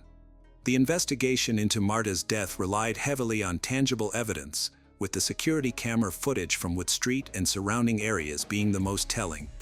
Northamptonshire police thoroughly searched CCTV and Ring doorbell recordings, which provided a disturbing glimpse into Marta's final moments. On Friday, October 15th, 2021, Marta spent the evening at her friend's house on Woodland Court, enjoying herself and having a good time. She was texting, laughing, and sharing flirtatious messages with a colleague she was dating. At the same time, she received persistent messages from Powell, who was urging her to come over to his place and even asked her to bring pizza. The previous day, she had told him off in a message and requested that he leave her alone. Despite this, Powell continued to text her and reached out to a mutual friend to find out if Marta was at here. Upon confirming her location, he decided to act. At 10:42 p.m., Marta left her friend's house, walking alone along Wood Street towards Rockingham Road. Security footage showed her walking confidently, dressed for a night out and carrying a small bag. However, just a few minutes later, around 10:45 p.m., cameras revealed Powell leaving his rented room and heading towards Bath Road, intentionally moving to intersect her path. Powell was recorded leaving his home on Wood Street to find Marta, as noted by Northamptonshire police based on footage from near Wilson Terrace. The video showed a struggle between them. Marta appeared to be walking normally at first but then seemed to resist when Powell grabbed her arm. She stumbled and briefly fell, coughing and unsteady on her feet. Audio from a Ring doorbell captured her labored coughs along with Powell's cold command, "Come on, not far now. Can you hear me?" He was seen forcefully guiding her, at one point lifting her in a bear hug as she struggled to walk. By 10:56 p.m., the low-quality footage showed them entering his house, and that was the last time anyone but Powell saw Marta alive. Inside that room, the situation became increasingly unclear, but Powell's interactions with Marta's phone revealed important information. At 11:01 p.m., just 5 minutes after they arrived, Powell took a photo of Marta lying on the floor. It's uncertain if she was already injured at that time. Approximately 90 minutes later, around 12:30 a.m. on October 16th, he captured images of messages between Marta and her new boyfriend on her phone that confirmed her new relationship. Powell's fixation on Marta's new life, especially her relationship with her new boyfriend, drove his actions. He didn't just spy on her, he went further by using Marta's phone to send messages in an effort to hide his involvement. He texted her friends and family, imitating her writing style to create the illusion that she was still alive. One particular message sent to her family was noticeably formal, unlike Marta's usual warm and casual tone, which raised suspicions. These messages were part of Powell's strategy to delay any suspicion and buy himself time while he remained in the room with Marta's body for nearly 4 days. Marta was last seen alive at 10:56 p.m. on October 15th, when she entered Powell's room. Detectives suspect she died shortly after, likely before midnight, based on a photo Powell took at 11:01 p.m. and the extent of her 32 stab wounds. The injuries to her neck were determined to be the cause of death in the autopsy. The following day, he used Marta's phone to send messages to her male contacts, pretending to be her and attempting to entice them into intimate encounters. On October 17th, just 2 days after Marta's death, surveillance cameras captured him casually walking to a nearby shop to buy 6 cans of beer and a soft drink before returning to his room. He showed no signs of grief, seamlessly blending into the daily life of Kettering while Marta's body lay covered in a blood-stained duvet. This footage was incriminating, revealing a man capable not only of murder but also of continuing his life as if nothing had happened. Powell was arrested on October 21st after his condition stabilized. He faced murder charges, and the evidence against him, CCTV footage, phone records, and forensic analysis, was substantial. Prosecutors presented his motive as jealousy and an inability to accept Marta's new life. He had expressed to friends that he couldn't bear the thought of anyone else being intimate with her, a feeling that ultimately led to his final act. By March 3, 2022, when Powell Kmielewski appeared in Northampton Crown Court and confessed to murdering Marta, the case had already captured the attention of the Kettering community and beyond. His guilty plea eliminated the need for a lengthy trial, which spared Marta's family from the pain of recounting every detail in court. The focus then shifted to a sentencing hearing on September 6, 2023, aimed at determining Powell's punishment and allowing Marta's loved ones to express their grief. Marta's brother and sister-in-law sat in the gallery, visibly heartbroken as they awaited the verdict on the punishment Powell would face for taking her life. The prosecution, represented by Northamptonshire Police and the Crown Prosecution Service, presented a strong argument for a tough sentence. They claimed that Powell's actions were not just a momentary impulse but rather the result of an ongoing pattern of control and obsession. They highlighted the 7 defensive wounds on Marta's right hand as evidence that she fought for her life. The prosecution also referenced Powell's history of domestic abuse, mentioning incidents from August 2020, Easter 2021, and September 2021 to illustrate his increasing aggression. In 2020, he confronted Marta at her workplace on Rockingham Road about her connections with other men, forcibly took her phone to search for evidence of infidelity, then punched her multiple times, resulting in bruises on her back and face, along with a cut lip. Although the police were contacted and Marta initially gave a statement, she later retracted it. Powell offered an apology to his wife through a community resolution process. Marta left him in September that year, but the harassment persisted with continued phone calls and messages. In Easter 2021, he became aggressive during a family party, pushing her. 3 months before her death, he found Marta at the pub, grabbed her arm, and threatened her. The next month, he was reported for harassment. Marta lived in constant fear, telling friends that she was afraid Powell might kill her. Despite her efforts to escape, like moving out, planning to divorce him in Poland, and pleading with him to leave her alone, he continued to stalk and manipulate her, even sending deceptive texts from her phone to avoid raising suspicion. The prosecution highlighted Powell's lack of remorse, noting that he remained with Marta's body for almost 4 days. Powell initially denied his history of abuse while attempting to manipulate the court proceedings. They urged for a life sentence with a lengthy minimum term, arguing that Powell's actions deserved no mercy. On the other hand, Powell's defense team had limited options due to his guilty plea and the strong evidence against him. With the help of an interpreter, they acknowledged the seriousness of his crime but requested a shorter minimum term. They claimed that Powell's actions were impulsive, driven by emotional distress from his divorce and Marta's new relationship. The defense argued that he was deeply affected by the breakup, citing his self-inflicted wounds as signs of remorse or mental anguish. They contended that, although the attack was horrific, it was not premeditated and that Powell's guilty plea had spared the family from a trial. However, these arguments were weak compared to the prosecution's evidence of Powell's calculated stalking and the brutality of the attack. On September 6, 2023, Judge Herbert announced the verdict. Powell Kmielewski was sentenced to life in prison, with a minimum term of 18 years and 4 months. The judge directly addressed Powell, stating, "It was a prolonged and violent attack driven entirely by anger and jealousy." He stressed Marta's fear, noting, "The evidence clearly shows that Marta did not feel safe with you and feared you might kill her." The judge cautioned that Powell might never be released, as his eligibility for parole would be based on the parole board's evaluation of his risk to the public.